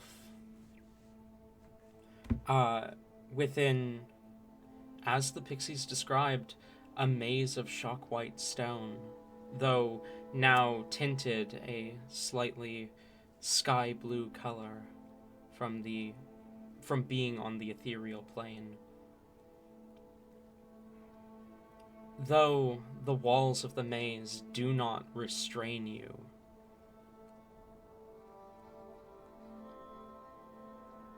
moving through, what are you looking for?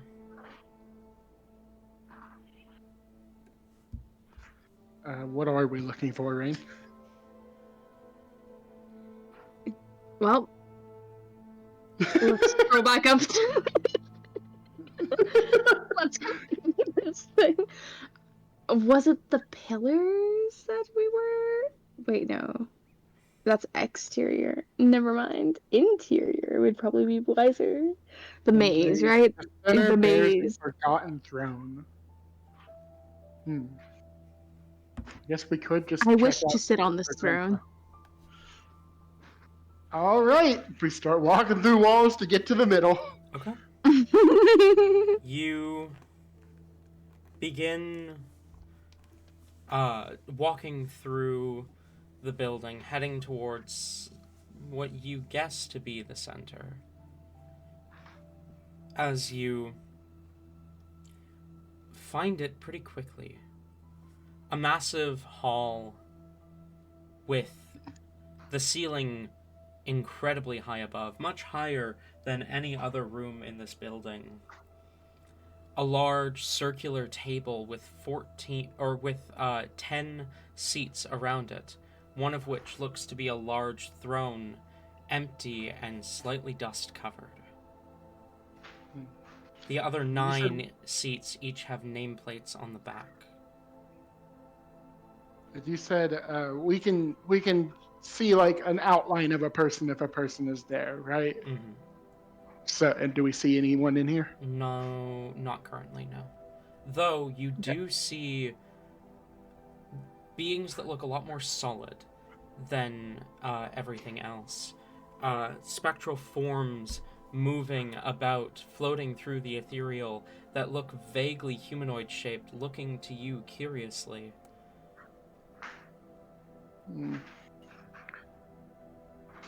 Lost spirits.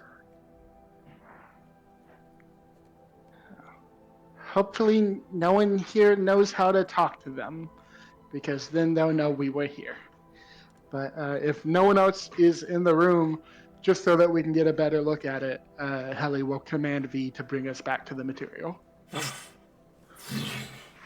You suddenly feel a rush of air as you shift into the material, finding yourself suddenly stood on solid ground, surrounded by shock-white stone, a large mahogany table in the center, and these, like, large kind of chairs, each built of the same mahogany wood as the table, this beautiful brownish color with silver nameplates embedded on the back of each, and a massive throne made of some sort of metal sitting at one end of the circular table, beginning to collect dust. The nameplates, you immediately recognize I'd say 3 names that you can see from this angle. Rain, you recognize Holly as the Shadow Chief. You both recognize Alwaden as one of the names that Rain mentioned earlier, and the name Rindal.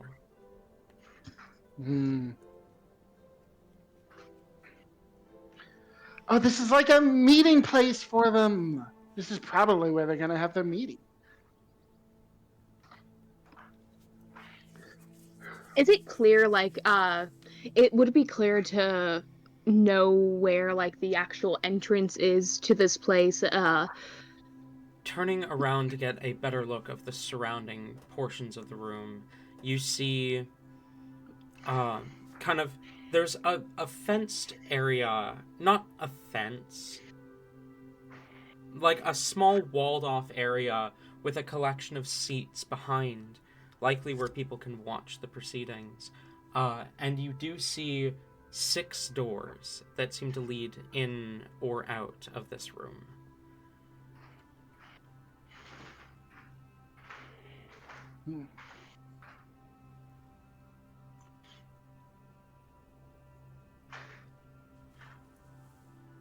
Hey, Rainy, you're like a wizard, right? Like a wizard thief. Can you put something in here so that we can watch the meeting when it happens? If I do that, I won't be able to. I can, but it would just be for myself to watch it, and it would be, it would take a little bit of preparation, but it would also... Go on. I wouldn't be able to see or hear. But then, how would you... Wait. I would be able to see and hear in this room, but not from my actual body. Oh, well, that should be fine. We can just, protect your body while you do it. And then you can just tell us what happens. Okay. The meeting's not happening quite... How many days till the meeting? Actually, we don't know that, huh? You don't know. You don't have an exact date, but you were told end of Naton, and it's currently halfway through Naton. So at most 14 days from now, because 14 days puts you at the last day of Naton. So sometime within the next 2 weeks. Oh shit. Okay.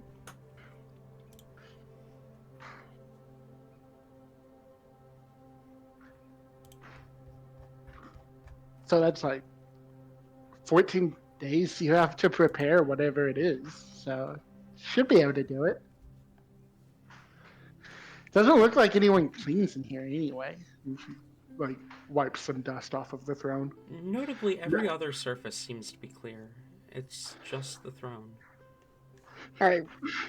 Which is gonna make it even more suspicious that now it has fingerprints wiping dust off of it. If anything, hold on, because that's a good point. I feel like Rain is not that type of oh gosh, what's the word I'm looking for? Amateur to leave evidence behind like that. Can Rain try to go over to the throne and... First of all, we're going to inspect this throne, like, top to bottom. Does it have any secret mechanisms? Like, is it perhaps a secret entranceway, a doorway, or something else, something new? Like, tell me more about this throne. The throne itself appears to be made of iron. Though there is a velvet coating over the armrests, and what looks to be a pillow, or what may once have been such, at the seat.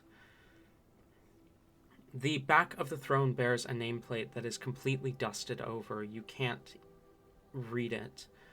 But it is the largest seat in the room, taking up about a whole 5-foot square.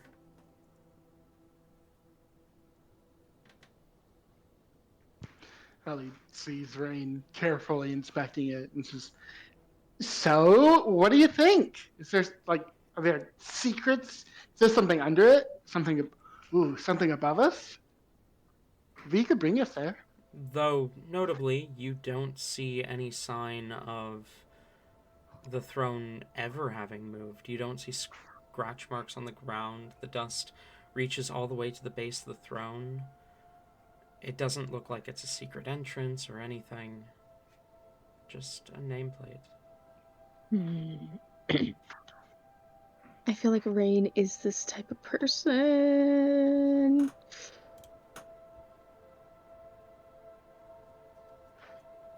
Wait a minute. I got the wrong Rain sheet pulled up. No wonder I'm looking at these fucking spells like, huh.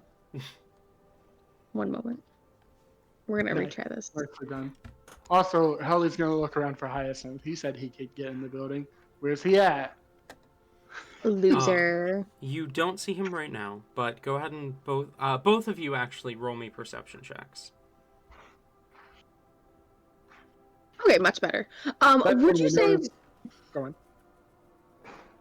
So, question. With prestidigitation, I feel like this is a possible thing for sure, because it's dirty or soil like areas. Could we redust the throne if we clean it and then redust it? You know? I'm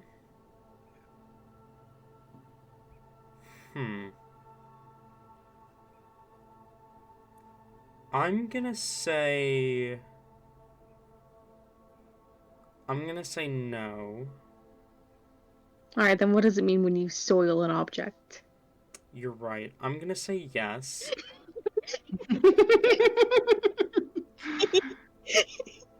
Well argued there. When you prestidigitation, when you take, it's got like a small little pocket dimension where, like, whenever you take the soiled bits away, it just throws into this dimension, and whenever you go to re-soil it, you're grabbing the soiled bits and putting it back. Sorry. Yeah, it should have like a surplus of dust and stuff to pull from then, because most people just use it to clean. No, I use it to soil all the time. I just wasn't sure if it would work for dust itself, but we got this. I'll allow it. Okay, thank you, God. I got a 12 on perception.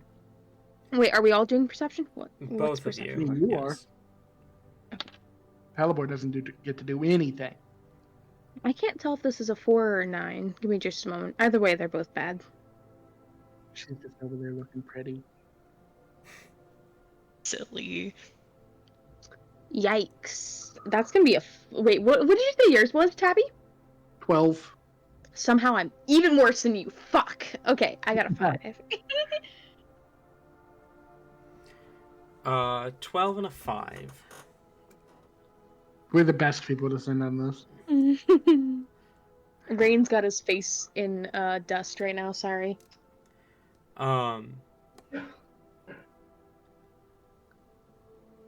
Neither of you notice until the door opens. But one of the doors to the room does open, and in walks Hyacinth. As he glances to the two of you and says, "Oh, you found this place first, all right." I feel like as soon as like Hallie realizes the door is opening, she runs over to V, but is not quick enough before it is revealed to be Hyacinth. Oh, you scared us. Damn. I figured I was Hyacinth. going to be the first one here. Well, you see, actually, Helly over here had some tricks up her sleeve. Was able to get us in here quite easily enough. Rain How'd you is going get in? to... no, actually, he would never touch the dust. Ew, gross. He's going to prestidigitation this away. The dust vanishes, and immediately your eyes are drawn to the nameplate. Unlike the others, which only list the first name, the nameplate on this throne lists 3. Alphonse Prelon Strixhand. And beneath it, APS.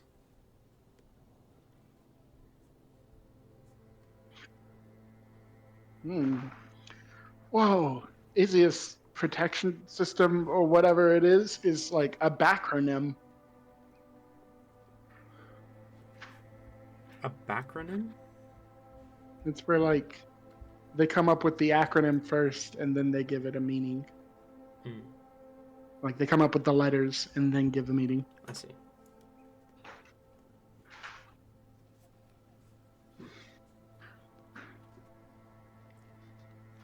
Huh. They're going to notice if you don't have a way to redust the chair. Oh, please. Rain's going to kind of fling himself onto the throne and just lounge in it. I don't think that's a good idea. Isn't that like the first step in getting possessed by old dead kings or something? Live a little, Hyacinth. Roll a wisdom save. Please. Oh my god.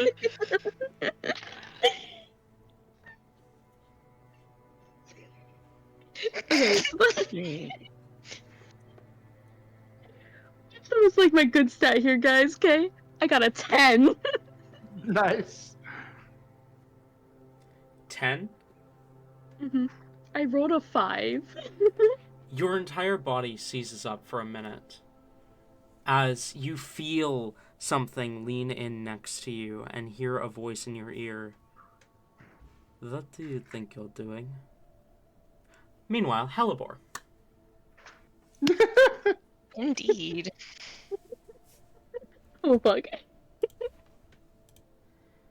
You make your way to the all too familiar location of Rindal's laboratory, intending to speak with her, correct? If she's allowed to just like walk in and go there, then yeah, she'll do it because she's too socially awkward to like talk to people. Fair enough. You remember the entrance being actually on the exterior of the building. If I'm remembering my own layout correctly. and you find it a bit easier than you thought you might have. But do you knock or do you just try and open the door? She will knock. You knock, and you hear two voices within both kind of die out, then the sound of approaching footsteps. The door opens. She definitely shrinks back at two different voices. But she won't bolt yet. The door opens and you see Rindal standing there. As she kind of looks a little surprised as she looks at you, and you hear another voice from within call out, "Who is it?" Fuck. You were right, Aconite. Told you. Right. Hellebore. And you've... Talzin?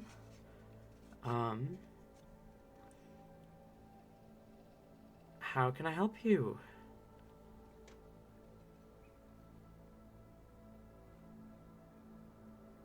Oh god, this is so awkward. Holy moly. Halipor absolutely like jolts at the other voice in there as it becomes familiar, and she does her best to like harden her expression and not let a lot of emotion be shown.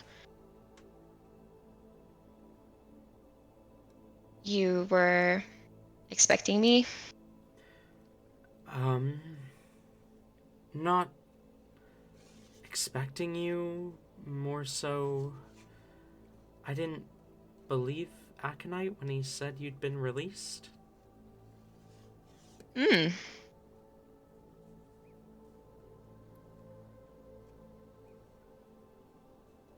Funny that.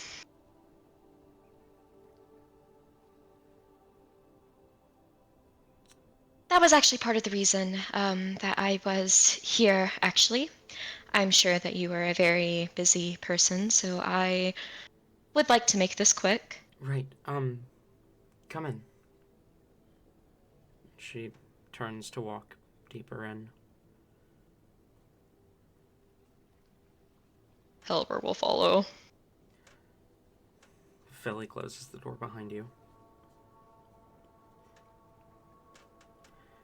Walking into the room, you see the familiar living room setup that you had originally spoken to Rindal in. Sat at one of the tables with a mug of still steaming tea is the familiar satyr form of Aconite, who turns and gives you a smile. Hellebore, good to see you again.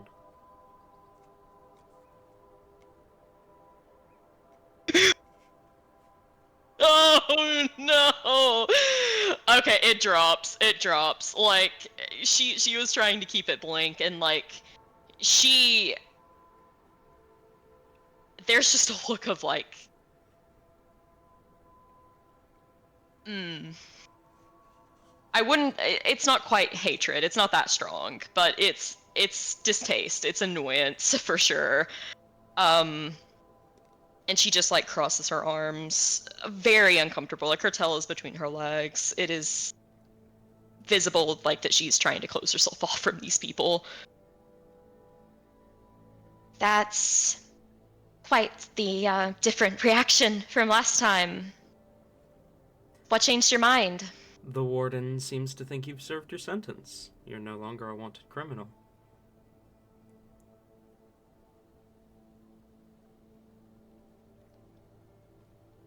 Please. No hard feelings, Hellebore. I was doing my job.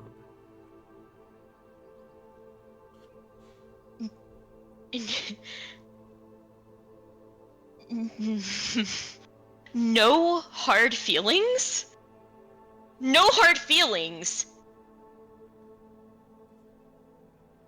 It was a fluke that we got out of there. If I hadn't, what was it, like 30, 40 years? I tried not to think about it because every time I did, I had a fucking mental breakdown. It's not, but what? How can you sit here and drink tea and act like you didn't just sentence me to decades of torture? Was it really torture, though? I mean, sure, you're disconnected from nature, which sucks, but other than that, I've seen the prison myself.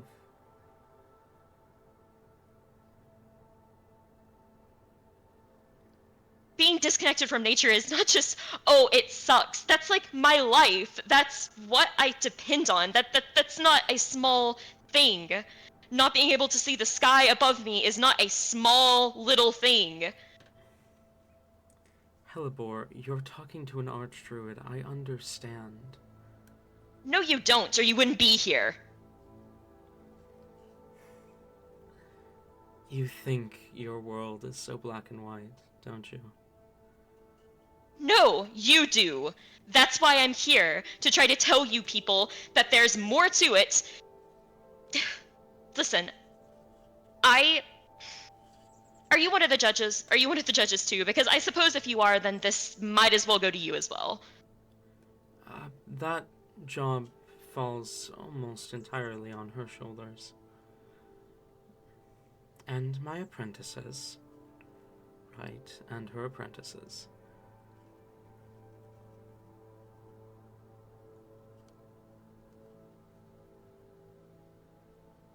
Okay, first of all,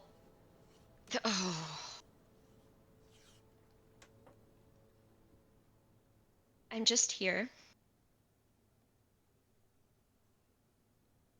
to hopefully say something that could maybe cause other people to not be jailed for something that they do not deserve to be jailed for. I am of the opinion that being imprisoned is... having your freedom taken away is the worst thing that you can do to a person. It would be a million times more beneficial and forgiving of you if you were to simply kill them than throw them down there. It's unnatural, it's bad, it's not helping anyone. I told you, Reindal, under a truth serum, that I did not want to kill any of those people. I didn't willingly do any of that. You heard that. You saw someone who is a victim of a curse, and never once did you offer to help me. You're an alchemist. What is your job here? Isn't it to, like, cure people? Help people? Isn't that what APS does, is help people? You didn't even look at me. You didn't even ask, is there a cure? Is there something I could do? Is there some way I could help you manage this? You didn't even fucking offer. What, did you think I was going to serve my sentence down there and then come out and I'll just never transform again and I'll never have another uncontrollable moment because I really learned my lesson down there? There was no lesson to learn. I didn't do any of that on purpose. I don't know how much you know about lycanthropy, but I can assure you it does not matter how good of a person you are, how high of a political standing you think you are. It's all the same. Once you transform, it's gone. It doesn't matter anymore, and you will kill anyone who gets near you. To look at someone who has to deal with the fucking heartache of hurting the people around them for no fault of their own, and saying, hey, let's not help this person. Let's throw them in prison. Let's strip them of any of the fucking happiness that they have. If you think that's the solution, you're not good. You're the one who sees in black and white. Rindal doesn't meet your gaze. She takes a deep breath. Your sentence was not given for your lycanthropy. Your sentence was given for your association with a crime lord. For your association with one whose actions have led to thousands of gold in damages and stolen objects from all over the kingdom, Asunia, and the Empire.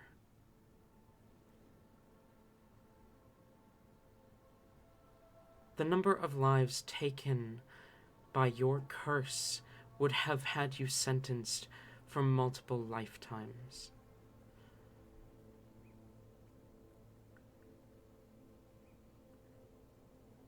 My intention was that when your sentence was up and you returned, because I knew you would, someone like you can't live that detached from nature forever. I was going to try and help you find a solution. Your sentence was not for the lives your curse took. It was for aiding and abetting Rainer Glaudefnin.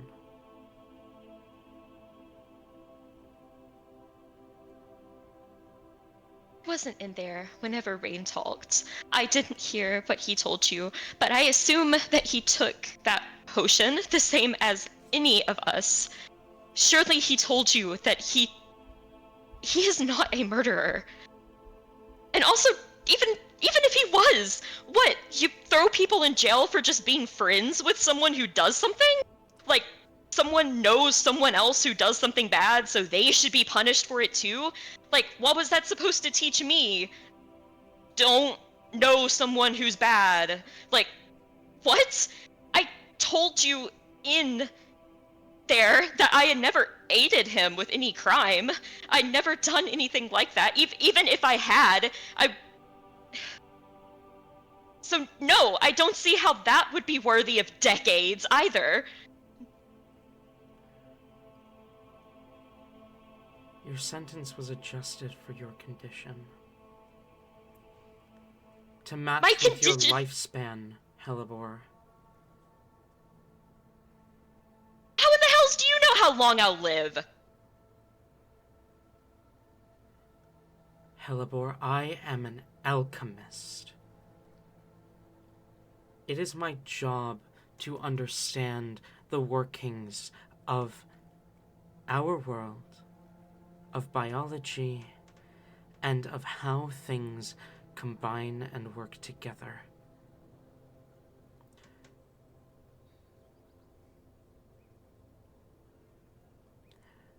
I had you...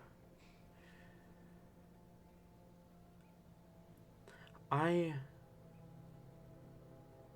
watched you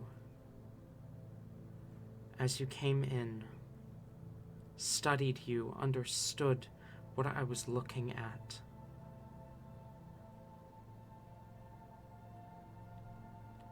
A 30-year sentence for you would be the equivalent of a 3-year sentence for a human.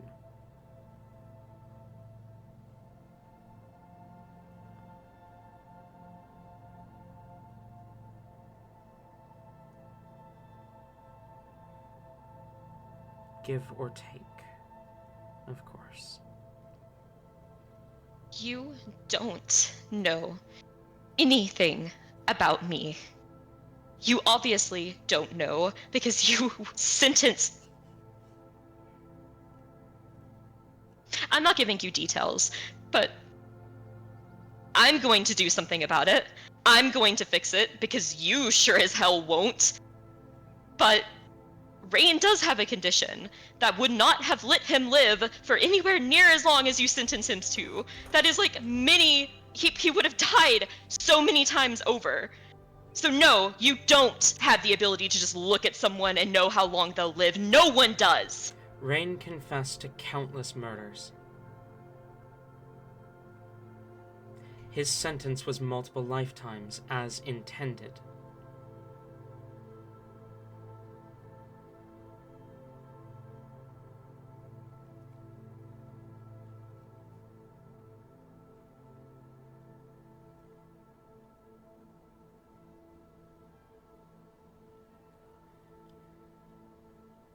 Helibor, I don't know how to make you understand.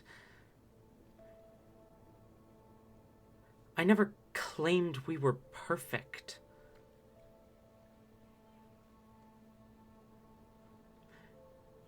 You know what?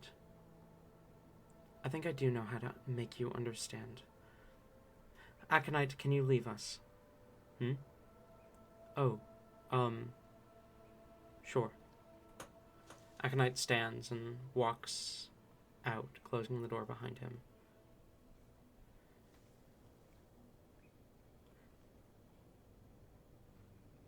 Helibor looks.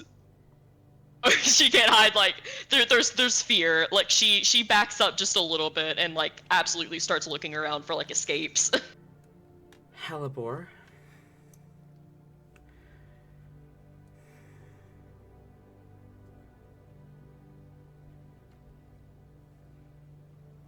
It was brought to my attention the last time you were on this island what you discovered.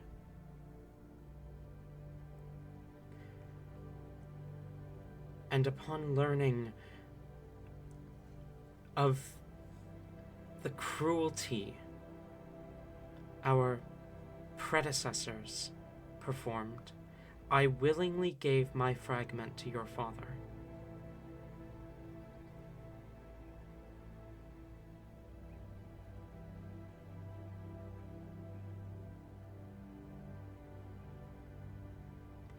And have been willingly.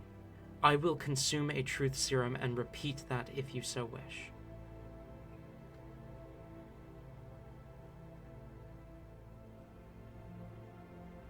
Alright, just for Helibor's sake, I'm gonna roll an insight real quick. Go ahead.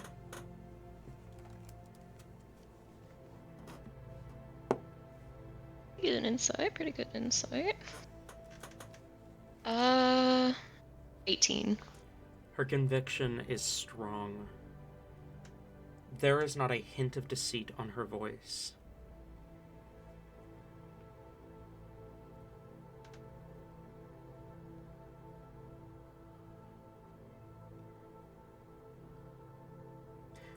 And I have been making an effort to ensure the other chiefs of APS do not even begin to consider what the value of the fragments might be.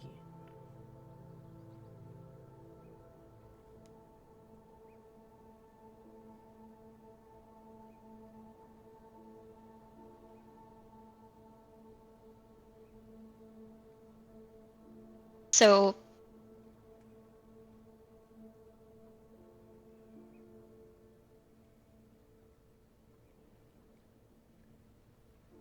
okay, but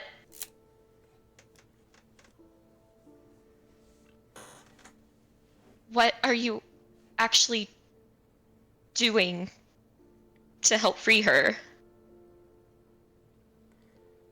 Giving you and yours an opportunity that should be otherwise impossible. When a chief is sworn in, they are told to defend their fragments with their lives. We are not told why.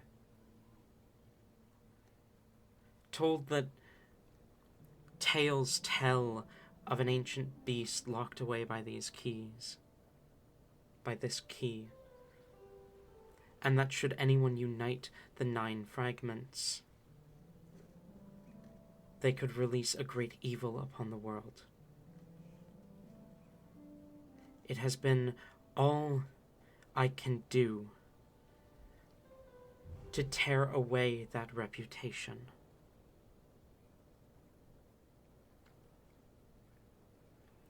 planting seeds of doubt every day since you and my grandfather visited.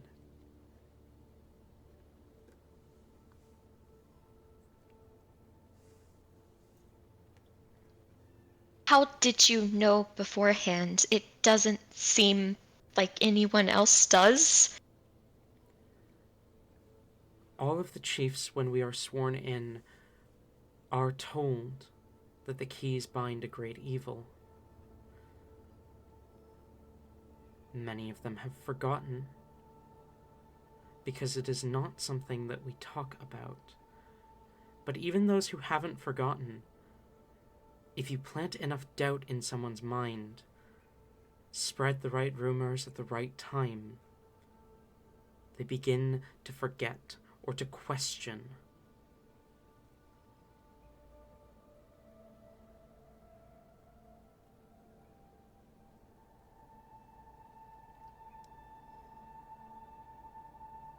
How do you know who told you that it was Your Fenrir? father.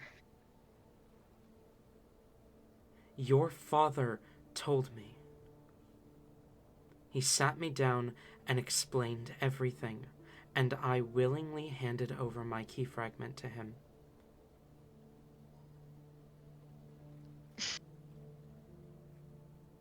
Yeah, and I was there, and I heard the way that you were talking about her. That's why I stormed out, because it wasn't fair.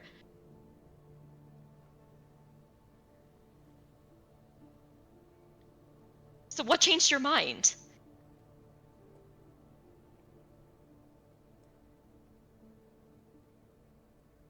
You.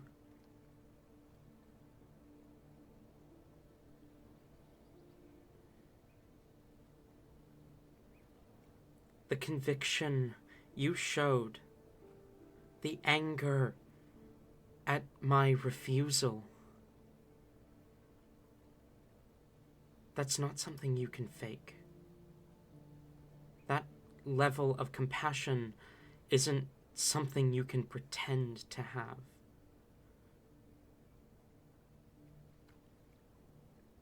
You believed wholeheartedly what you were saying, what you and your father and your friends. You changed my mind,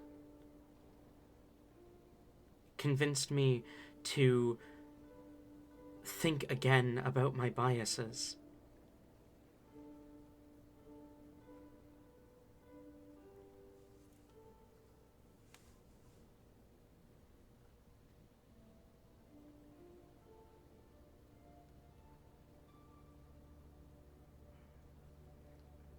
Halibor studies her for a bit.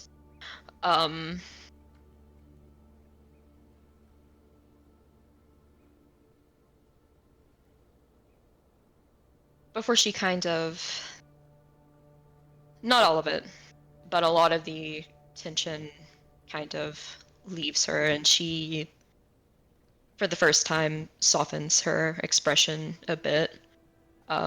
Today is National Maybe the People I Hate Aren't Too Bad Day. Halibor is having a fucking day. She's having such a time. She's having such a fucking time.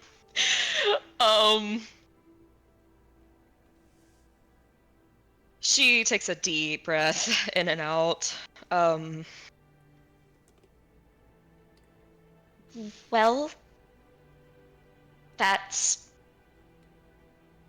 surprising and not what I expected, but that's a good thing, I suppose.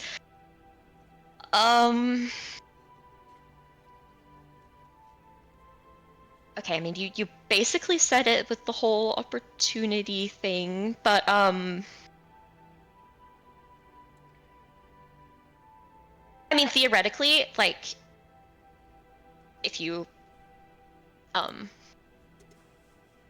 were to assist us in, getting the other keys, you know, you might be the best person for it, potentially. Not that I am asking, but I'm asking, we need help. I can't involve myself directly. If I do, I could lose my job, and I have worked far too hard to get here. However, I can clumsily leave the door to my lab unlocked and clumsily leave out a few potions that may be of assistance tonight. When I go out for dinner and to meet up with an old friend.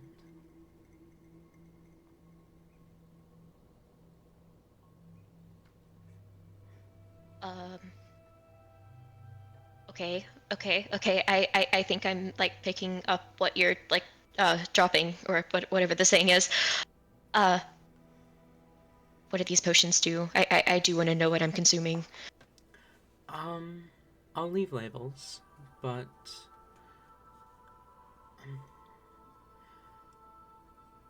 what do you think would be the most useful kind of effects? I think invisibility, probably. I could leave a few of those behind. What else do you think might be of use?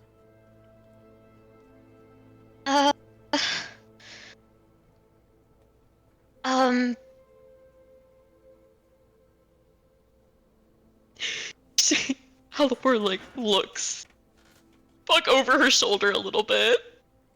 Philly! Yes, Mistress Hellebore? Oh, gods, what? That's just Philly. Don't even worry about it. Okay. Can you ask Helly and Rain what kind of potions they want?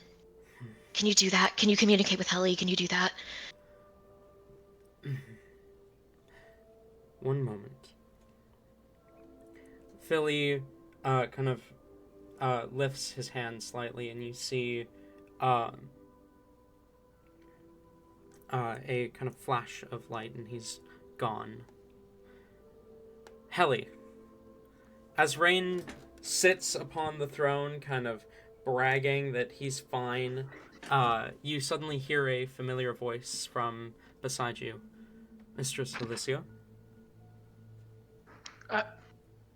Philly, is she okay? Is everything fine? Mistress Hellebore is all right. She has asked me to come and ask you what potions you believe may be useful in the acquiration of the remaining fragments. Invisibility, I guess. Master Rindal suggested the same. Right? What? What's happening? Mistress Hellebore and Master Rindal are in negotiations at the moment. Master Rindal appears to be willing to assist. Maybe, I don't know if Rindal's a good enough alchemist for it, but maybe like something to put on the keys to make them invisible so that we can hide them easier? I don't know. No. Hyacinth, can you think of anything? Speed might be useful. Let us get in and out really quickly. That.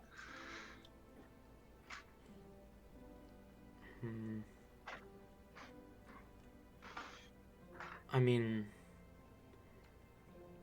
if we want, I'm sure Rindal could make some poisons to knock out some of the chiefs. Sure. Or something maybe to make them forget.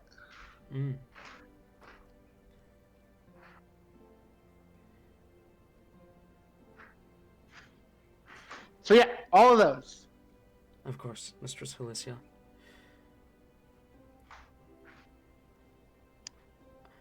I am not pact bound to Mistress Hellebore. Yep. I was wondering what you were gonna do. Oh no! Perhaps I could borrow V to return to her? Yeah. V, take Philly wherever he says to go, and then come back. This is gonna be so bad. Oh god! And we're gonna V- This fucking horse just appears. V and Philly both vanish. Hellebore. It's worth noting that V has a 90-foot fly speed, so it's Mhm. pretty fast. Hellebore, you and Rindal are sitting alone for probably, well, not alone because Talzin's there, but probably about a minute when all of a sudden there is a horse loose in the laboratory.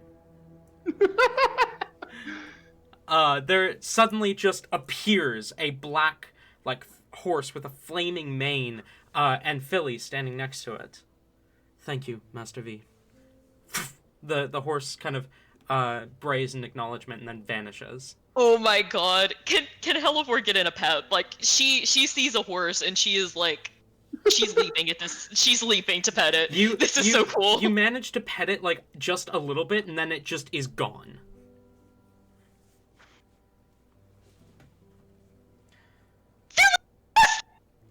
It was a flame horse! A flame horse! That is Master V, Mistress Helicia's steed.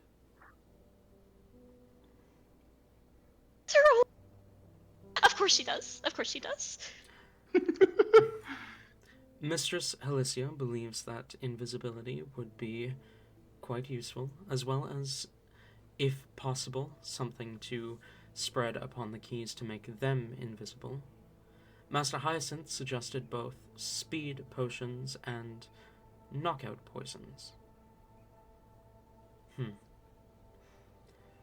I think they'd get suspicious if a chief was knocked out and then a fragment stolen. Ali did also offer a memory. You're right, Amnesia yes. potion. Mistress Helicia did also suggest the use of some sort of amnesia potion. Well, I think a knockout would be problematic. If a chief is knocked out and then wakes up with no fragment, then it's clear they're being stolen. It's well enough to assume that someone just misplaced their fragment if they're swiped before anyone can fully understand that that's what's happening. But if a chief is knocked out and they wake up without it, that it's clear that it's being stolen. But an amnesia potion as a last resort I might be able to do that. I don't think I could provide you enough for all of the chiefs. It would have to be a last resort. But I think I could get you 2 vials. Speed and invisibility I can get you in abundance.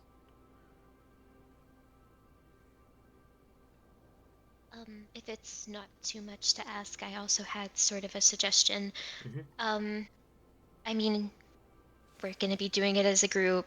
If you have something that could help us, like, talk to each other, like mind talk, so we don't have to talk out loud over distances, that would probably be useful.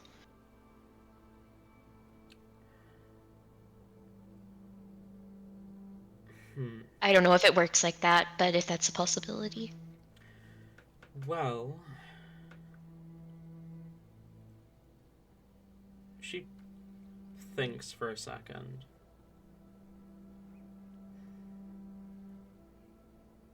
I mean,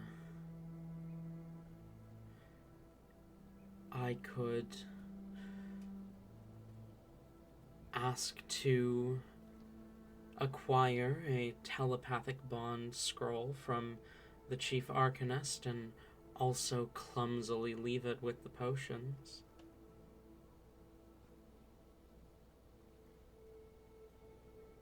That's the least I can offer you there. That would be most solutionable. She nods.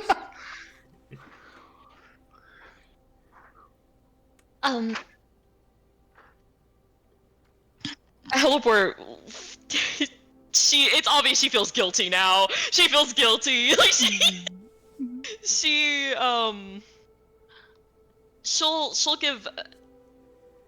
give her most polite bow straight from her dad, to Randall. I do quite appreciate the assistance.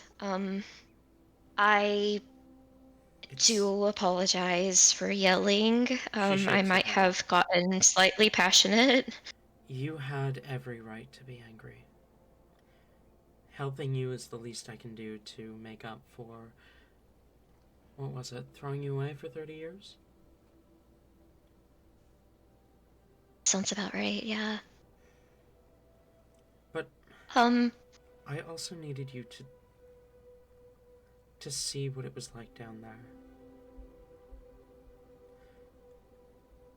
The people are happy. Sure, not everyone chooses to stay. But the fact that anyone takes that option shows that that place is not evil. You were so angry when you were brought in.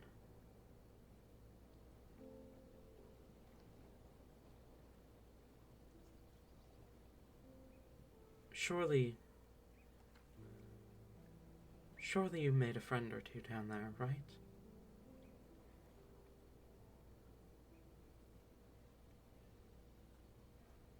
You met people who chose to make that place their home.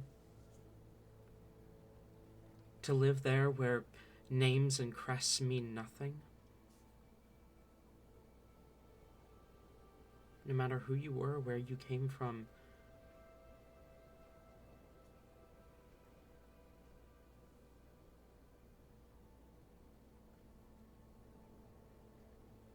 it's...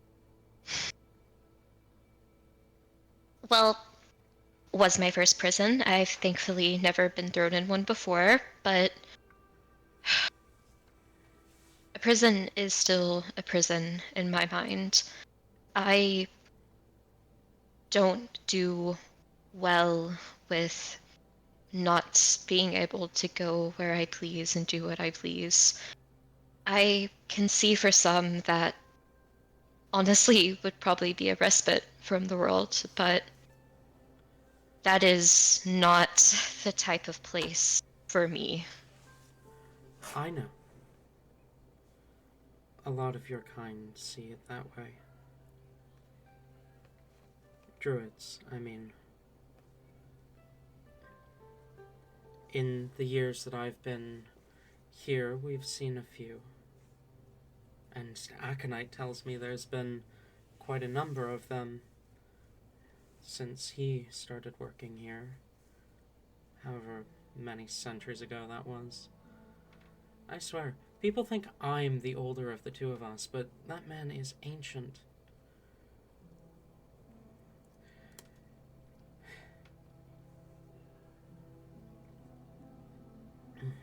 But my point is, Helibor, you're right. You are absolutely right. APS is not perfect. But you're also wrong.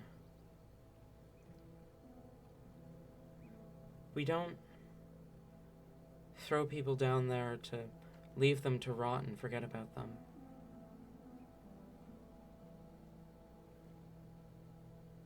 This point would be better made if you'd seen how other prisons operate. But the Citadel is a second chance. Some of the people we have in the Citadel would be on death row anywhere else. Publicly executed for their crimes.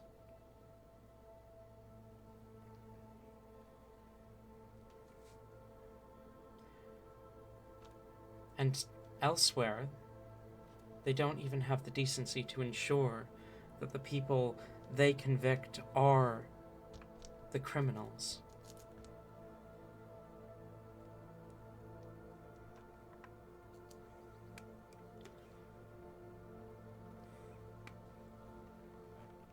I still don't think.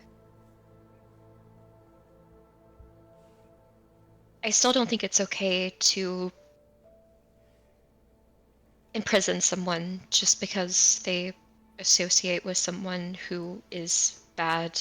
And also, Rain isn't bad. Rain is a wonderful, caring, beautiful person. Who confessed to literally countless murders.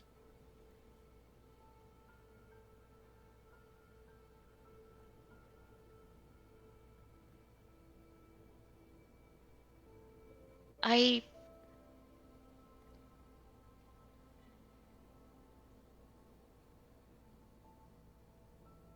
Well, I think that's also a difference in view between, well, law and where we operate. Murder is not bad. It depends on the reason.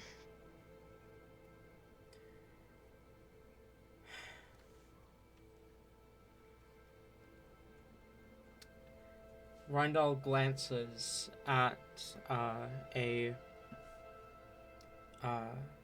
glances out the window to look at the sun, and she says, "Would you look at that? It's my lunch break." All right. On a personal level, Hellebore, I agree that some of the things that we convict people for don't deserve the punishments we give.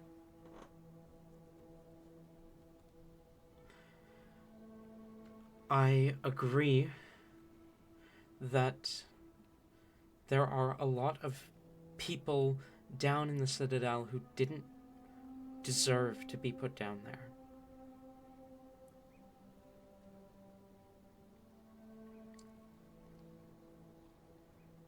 And I have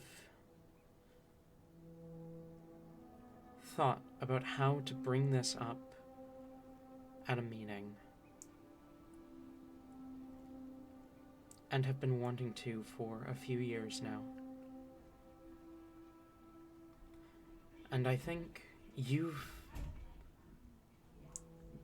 shown me here today how important it is that this does get brought up.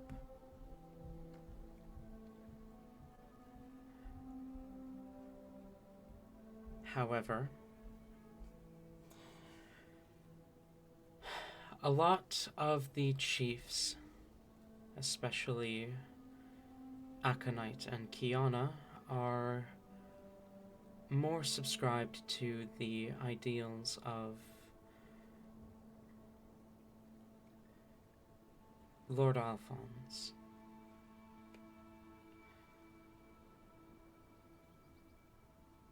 Who directly caused the foundation of this entire organization. And while I don't disagree that Lord Alphonse had some good ideas, he wasn't perfect.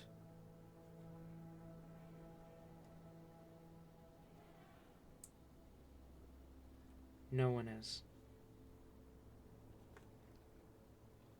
But I don't think imperfection... I don't think making mistakes makes someone evil. I don't think a different ideal makes someone the enemy.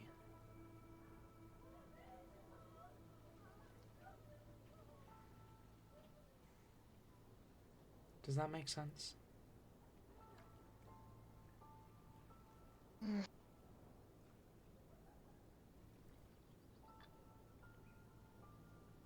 Things are complicated, and ultimately, it is. I operate under this to do what feels right.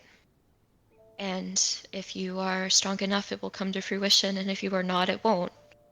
That's how nature works, at least. I am learning that things are much more complicated than I initially thought that they were. But I think all anyone can do is just do what they want.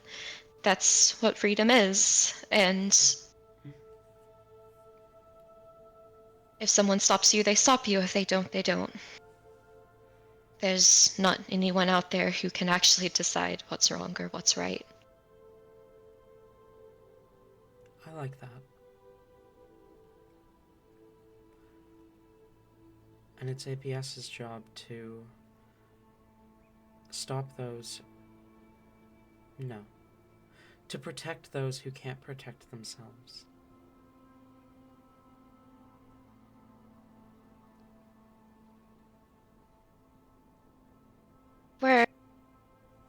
Were you serious about trying to do something about my condition?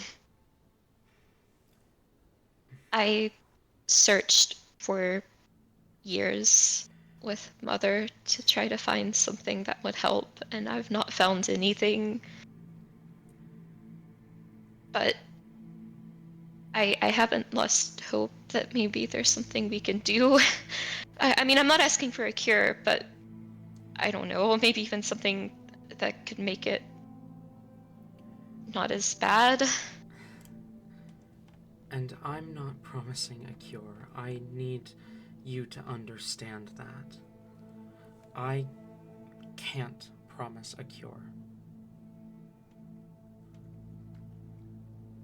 However, I have been researching lycanthropy ever since your first visit. Because it has come to my attention that APS Island houses 3 recorded lycanthropes. There's the word. 3.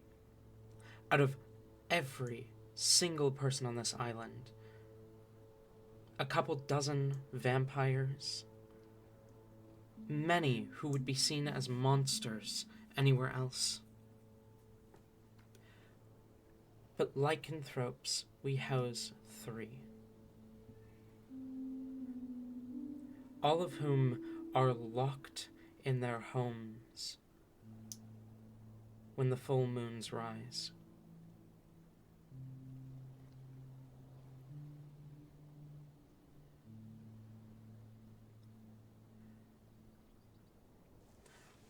I hadn't even thought about it until you and your father and Rain and Fernek came here.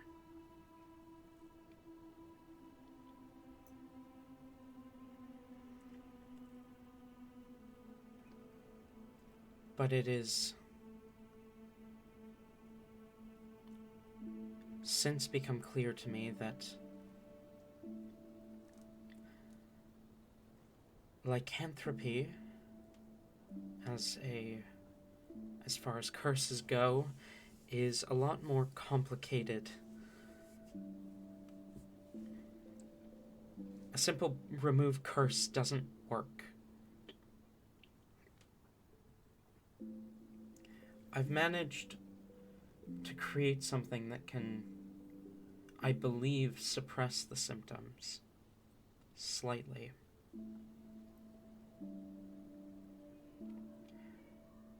But according to Rain, I don't know how it would work for you. According to Rain, your condition is different.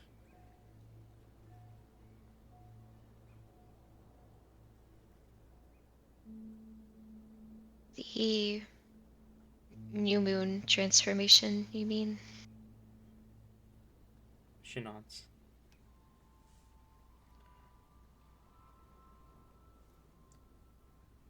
I want to help. I really do. And I can give you what I have for now. But if I am to truly help you, I do need a sample of your blood.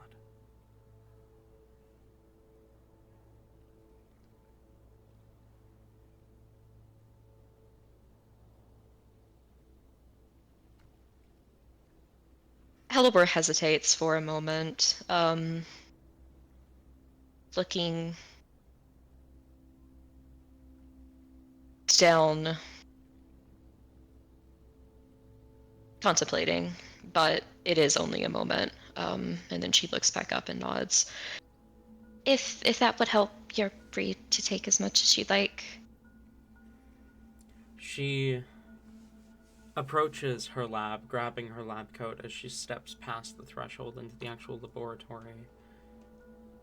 She picks up a couple of vials and a syringe, and then approaches where you're sat. She places one of the vials in front of you, filled with a silver liquid. That should suppress the symptoms of normal lycanthropy. I don't know how it will affect you. She then sets 2 empty vials on the table and unscrews the caps, holding the syringe. I'm going to take 2 vials worth of your blood.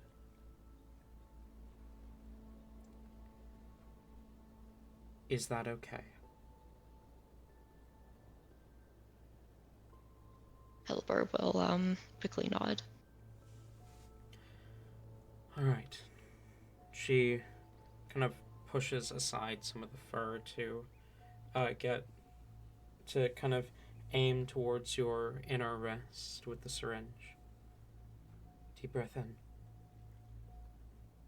As you begin to, I assume, take a deep breath, She will. you feel the syringe slightly pierce your skin, and it fills with blood.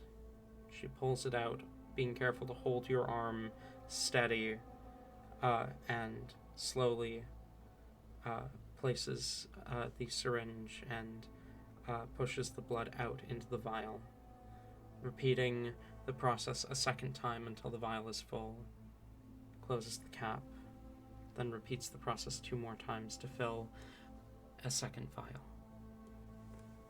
She then takes a small wrap and wraps your arm, or wraps it around your wrist to stop any bleeding, and quickly ties it off at the end. By nightfall, you should be able to take that off.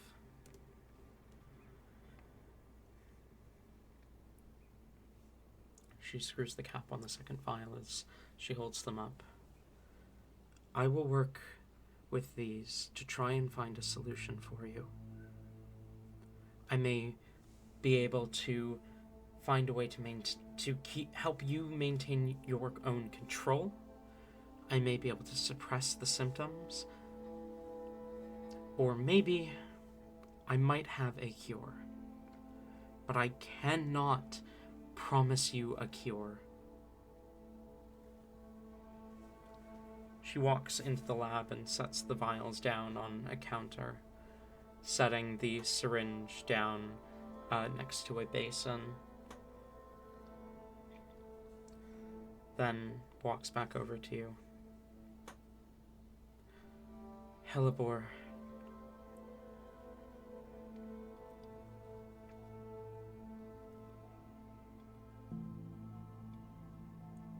I've got to know real quick. Did she look startled or surprised at all, or did she seem like she knew what was up at like the the weird ass color changing blood. She was surprised, but quickly suppressed the surprise. Okay. Hellebore. I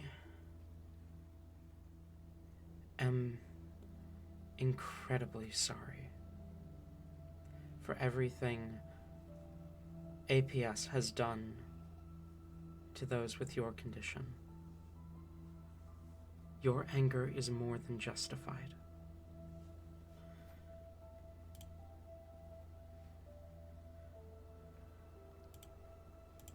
And I promise you that I will do what I can to help you unchain the one who was wronged.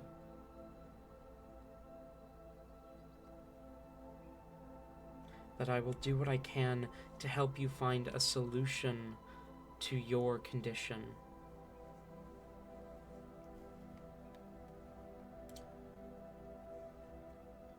And that I will do what I can to change APS for the better.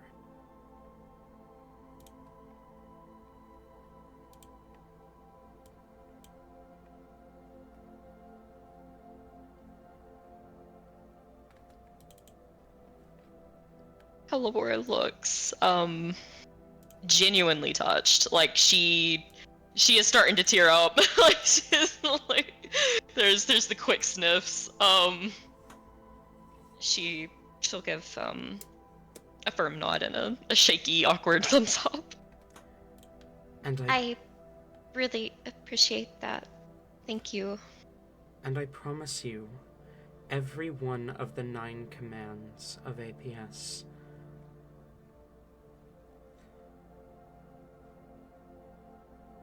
believe that we are acting in the name of the greater good.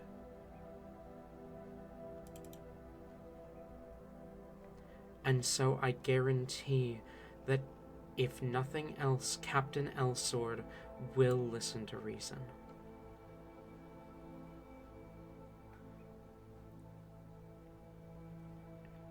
But there is a lot of political tension between the 3 nations right now. And APS is caught in the middle of all of that. Under our watch, the heirs of each of the 3 nations were attacked, and we still have not found the culprits. So, the 9 commands have a lot on our plate right now. Especially Captain Elsword. So I can't promise that the necessary change will happen fast.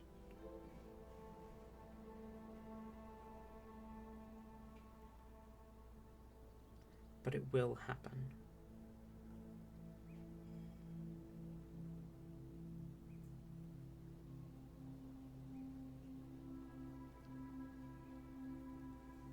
That infinitely more than what I expected when I walked in here. So, again, thank you very, very much. Hellebore gives the most apologetic look ever, but I do think that she would want to in some way ask for this, because this would help a fucking lot. She opens her journal and like tears out a little piece of paper, and we'll just kind of put it on like the desk. Just you know, like the thing like Japanese people do where they kind of like walk and bow at the same time, like over and over again. Mm-hmm. And she does that. Like just walks over and like puts a piece of paper there. I feel like,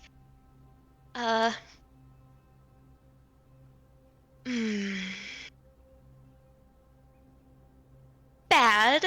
Really, really bad.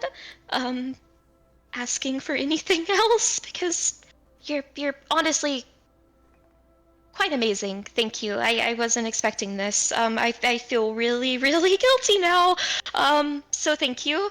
But just theoretically, with the potions, if that piece of paper were to be, I don't know, uh, notes on where their keys are for each of them. I mean that would be, to the best of the understanding of the person who was writing upon the piece of paper.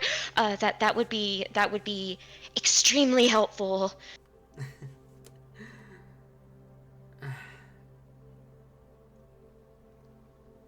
I will do my best, but I don't know where everyone keeps their fragments. I'll write what I know.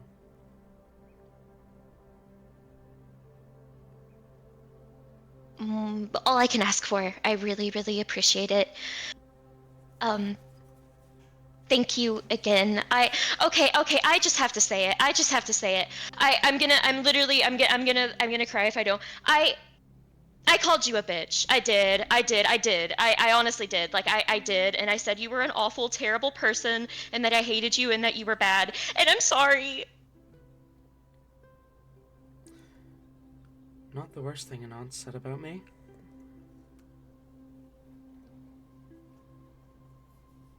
It isn't. That's really bad. Alchemy's not a noble pursuit. Alchemy is not a pursuit that a crested person should pursue. And yet here I am. Probably the most important alchemist in the world.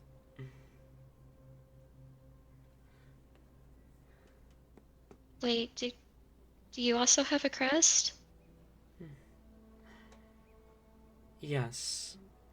Not a major crest. And it comes from my mother's side, not your father. Yeah, that would be awkward. Yeah. Um,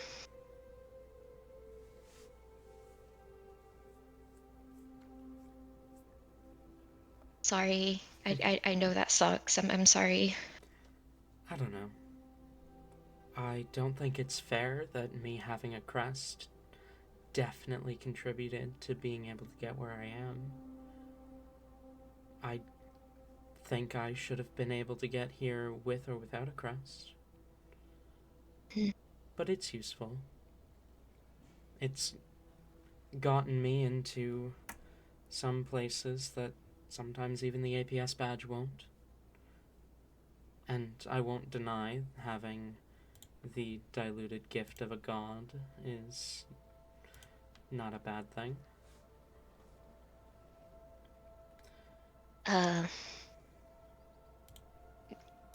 Yeah. That's true. That's true. Well, thank you sincerely again, and I am sorry for my prior words. I now think that you are a very good person, though. I want you to know that. So thank you. Don't kid yourself. I mean, I wouldn't say I'm a bad person, but I don't know if I've done enough to be a very good person. I'll take good. I'll take virtuous. But very good? Feels too high praise. Well, maybe you can add very good on your resume whenever, you know, um, all of a sudden all the lichens aren't hated and stuff. I'm sure that would qualify as very good. If I'm able to make those changes on this island, I will revisit whether I believe myself fitting of the title. Okay. Well, I've already taken like so much of your lunch break. Make sure you eat enough. That's like, very important and stuff. And okay. I'm gonna go ahead and go now. Um, Bye Bye bye. Goodbye. Hellebore slithers out.